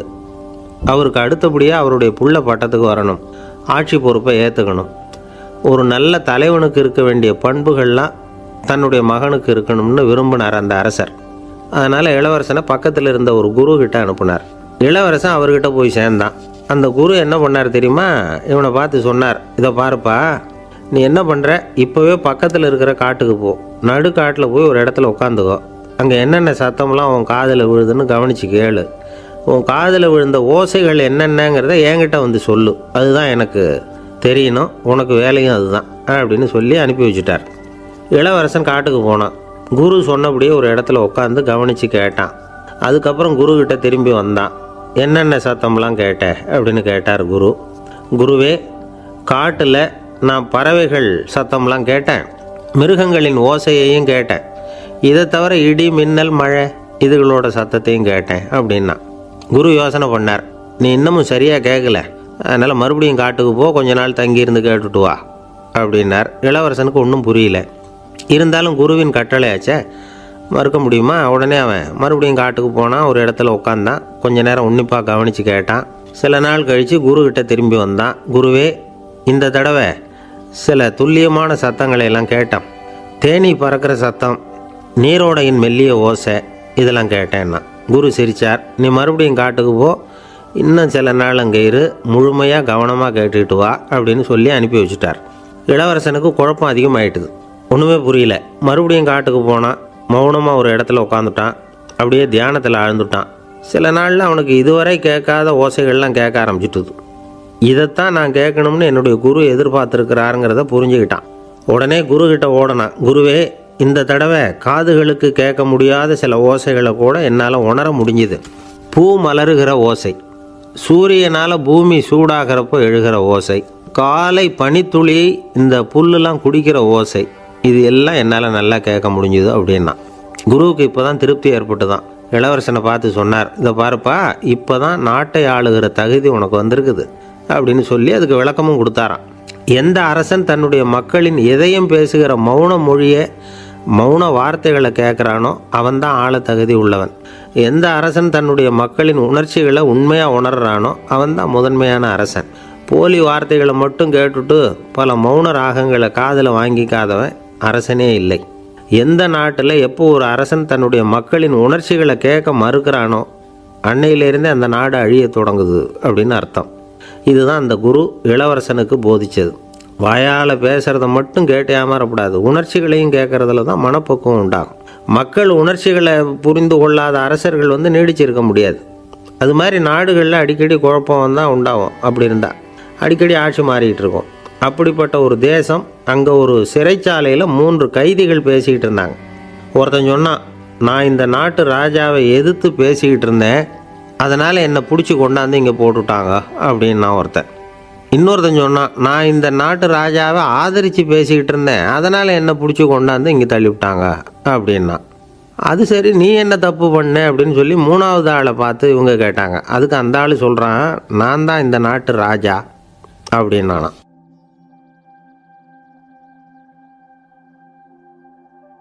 ஒரு விவசாயி விதைக்கிறதுக்காக வயல்வெளி பக்கம் போகிறார். விதைகளை அள்ளி வீசினார். அப்போ என்ன ஆச்சுன்னா, சில விதைகள் பாதை ஓரத்தில் விழுந்தது, சில விதைகள் முள் செடிகள் மண்டி இருந்த புதருக்கு இடையில் விழுந்தது, சில விதைகள் நல்ல நிலத்தில் விழுந்தது.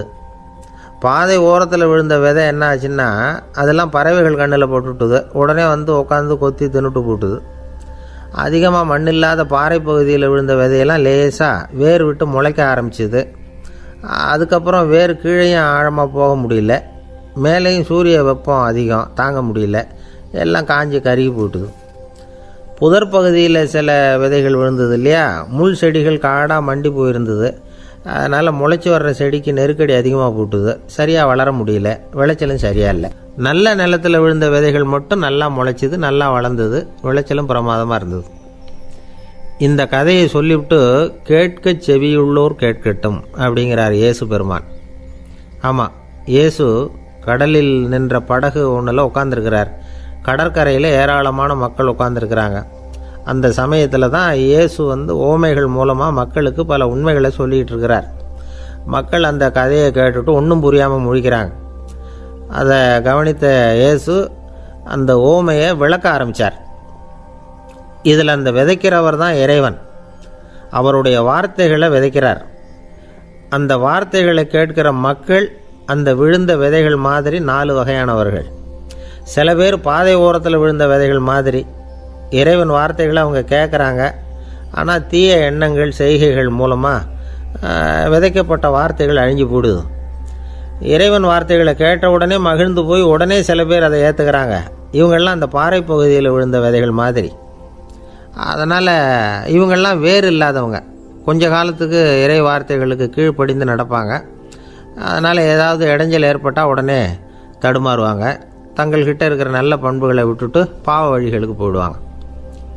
முள் செடிகளுக்கு இடையில் விழுந்த விதைகள் மாதிரி உள்ளவங்க யாருன்னா, இவங்களுக்கு உலக கவலை உண்டு, செல்வத்தின் மீது மயக்கம் உடையவர்கள். உலக ஆசைகள் இவங்களுக்குள்ளே பூந்துடுறதுனால அங்கே இருக்கிற நல்ல பண்புகள் மறைஞ்சு போயிடுது. அதனால் அவங்களும் உபயோகம் இல்லாதவங்களாக ஆயிடுறாங்க. நல்ல மனிதர்கள் நல்ல நிலத்தில் விழுந்த விதைகளுக்கு ஒப்பானவர்கள். இவங்க இறை வார்த்தையை கேட்குறாங்க, அதை ஏற்றுக்கிறாங்க, அவங்களும் நல்லபடியாக வாழுறாங்க.